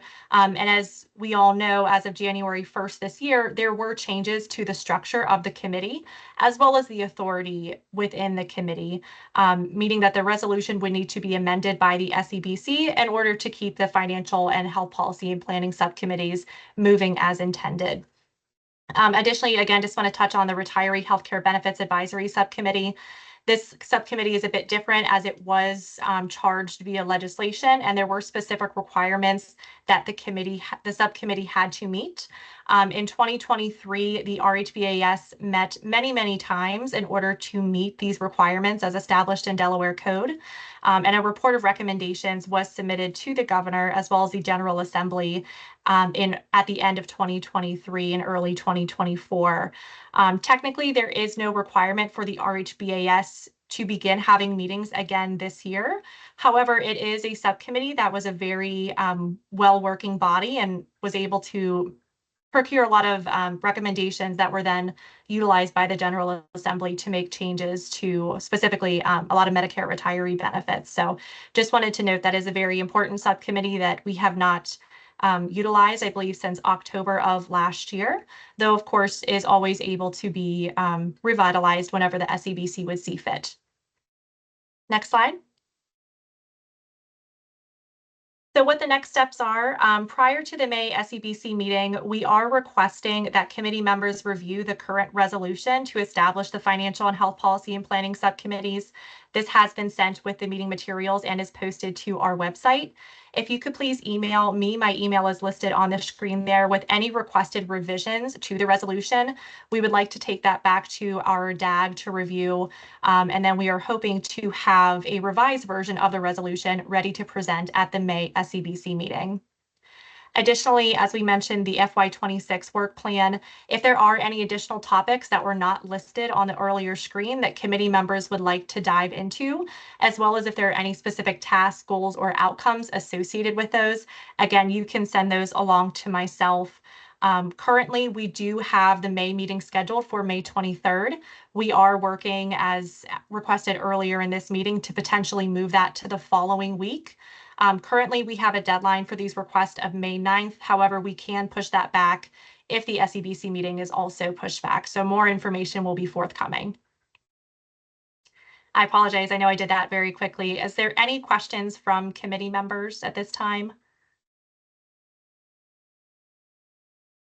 No? All right. Director Maxwell, I will send it back to you. Thank you. All right. So Brian, you're next on the agenda for the March 2025 fund report and financial update. Thanks, Director Maxwell. I'll also try to move as quickly as I can, maybe just focusing in on the key highlights of the March fund results.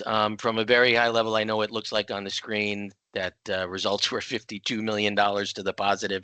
That was simply a timing issue in that we had been expecting the commercial and EGWIP rebates in February, and they came in March. So that's the lion's share of the other revenues being $49.8 million better than budget. The revenue component of that was $47.5 million. And the other $2 million was due to a higher than expected coverage gap discount payment. All good news. In fact, even that $47.5 million, although the timing was off, was also higher than we expected the rebates to be, particularly on the EGWIP side. So good news there. Good news on the claim side, pretty much across the board. Claims came in lower than budget by about $5 million, offset by sort of the continued premium contributions being about 1% lower than were budgeted, mostly coming out of the non-payroll groups. And then what looks like to be a timing issue on the expense side, because the program and ASO fees tend to sort of oscillate up and down, and sometimes we're a little off in the budgeting because we're trying to match a pattern that isn't always consistent. In total for the year, and I know the year's almost over, we've got 3 months left. In total, we're forecasting FY25 to end about $7 million better than budget. So that's all good news, pretty much good news across the board. One thing I want to point out on the expense side is getting on the GLP-1 topic, GLP-1 expenditures on the commercial side for the month of March shot back up, both for weight loss utilization and anti-diabetes treatment. You can see in the exhibit, the April, May, and June, it shows April showing a -8. Mainly, this is a subcomponent of total claim expenses. Total claim expenses have been coming in positive, so we didn't really see a need in updating the forecast for what might be a bump back up above these projections for April on GLP-1s. But in total, as of now, we're still pretty spot on to what we projected the total GLP-1 expenditures to be, roughly a little bit better by about $3 million out of $85 million. And then lastly, on the long-term projection, recall that the SCBC approved the 4.2% rate increase, predominantly premised on the 3-year smoothing plan. So this long-term projection for now is showing that same 4.2% for FY26 and assuming that smoothed approach, which would be 4.2% for FY27 and FY28, and then a singular rate action for FY29, producing a $0 deficit after reserves by then, with that number being 14.5%. If you recall from the March meeting, that singular number was 15%, so a slight improvement in the last month there. So I know I went through the financials pretty high level and pretty quick, so let me know if anybody has any particular questions they want to look into.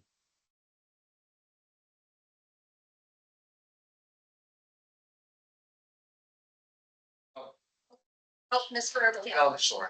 Right, I'm just curious whether anyone at Willis Towers Watson has looked at the GLP-1 situation in the context of putting benchmarks in place, whether it be comorbidities, some standard before a prescription can be authorized by a doctor, whether it be BMI, comorbidities, whatever it might be. Yeah, you know that, and I don't know if Brian or Sarah are still on the phone. I don't I'm want here. to certainly speak outside my sandbox here. I mean, I know the PBMs all have varying clinical, call it criteria programs that they put in place. But Brian, yeah, please jump in. Yes. So on the diabetes side and on the anti-obesity side, there are prior authorizations that need to be approved before these medications can be filled. So for diabetes, they're used for type 2 diabetics. So basically, you just have to show documentation that you are indeed a diabetic, including A1C tests, that type of diagnostic test. On the obesity side, there is a BMI level. So it's BMI of 30 or 27 with other related comorbidities. So there are prior auths on both types of diagnoses to answer your question there on the GLP-1s.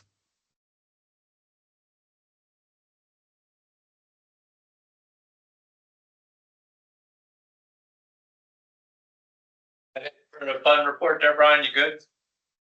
Sounds like it. Back to you. Thanks. Right, so we'll open up for public comment. All right, so I do have 3 people that are pre-registered for public comment. So let me see if I can find, the first one would be Alicia. So let's see.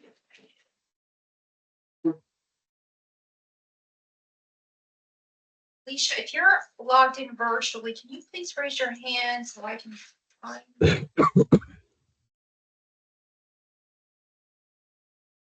No, I don't see her online, so I'm gonna go to the next one, and if you do pop back on, just please raise your hand and we can get back to you. So the next one I have is Stephen LePage.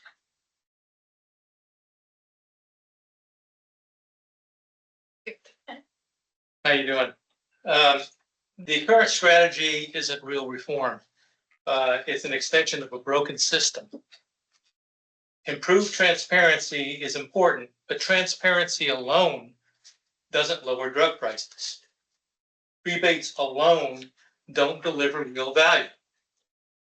And today, Delaware continues to pay 2 to 4 times more for common medications than their fair market benchmarks like NADAC or cost plus models. The core problems: inflated drug acquisition costs, hidden profit margins at PBM-owned pharmacies, and skyrocketing specialty drugs spending are still unaddressed. Without structural change, the state will simply have better audits of a system that remains fundamentally overpriced. Real action is needed. Benchmark vendor pricing against NADAC or actual acquisition costs. Allow specialty pharmacy carve-outs to drive down specialty drug costs. Prohibit PBMs from profiting quietly off pharmacy operations. Require cost-plus pricing models for true comparisons with the state. And track ROI on high-cost therapies like GLP-1s to ensure financial accountability. Every day we delay these problems grow worse. And the people who pay for it are the employees, the retirees, and the taxpayers. The time for half measures is over. Reform starts now. Delaware doesn't need better paperwork. It needs a better deal. Thank you.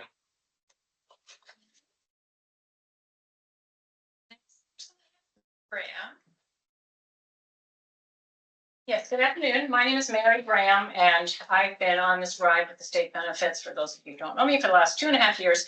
And also I'm serving as Karen Peterson's designee on the auditor PRC, which has been very interesting. First thing is I want to ask, when you're talking about getting more information, I've gone back to the state auditor report, who reported that I reported in 2021 for the 3 prior fiscal years, the state was paying what they call supersized administrative fees of $21.05 per claim. Now, that's a great metric. And I think in any business, that's what you would want. Can we get that? Can WTW get it? And if they've got to have their lawyers talk, they should tell them, hey, that's what we got from Express Scripts. We should be able to get it from you. The other thing is, second point I want to make, every time I hear this word rebates. So remember the CVS contract says the rebates are in front of the curtain. Here you go, you're getting the rebates. We're giving them all to you. But the joke, if you accept that, is on us for accepting it because it's not a fixed term. It's negotiated all behind the curtain with the other stuff. They go to the pharmaceutical companies and they say, hey, well, okay, let's call this rebates, but now we want our other discounts and volume discounts and prompt pay or whatever. Plus they're busy negotiating with their own retail pharmacies. So it's really important.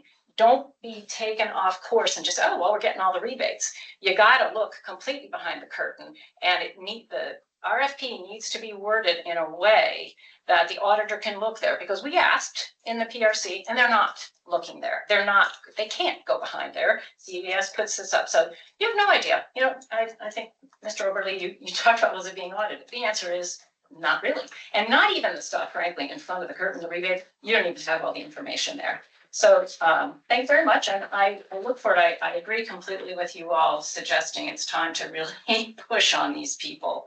And a lot of us support you on that. So thank you. Thank you. Is there anyone else logged in virtually that would like to make a public comment? Please raise your hand.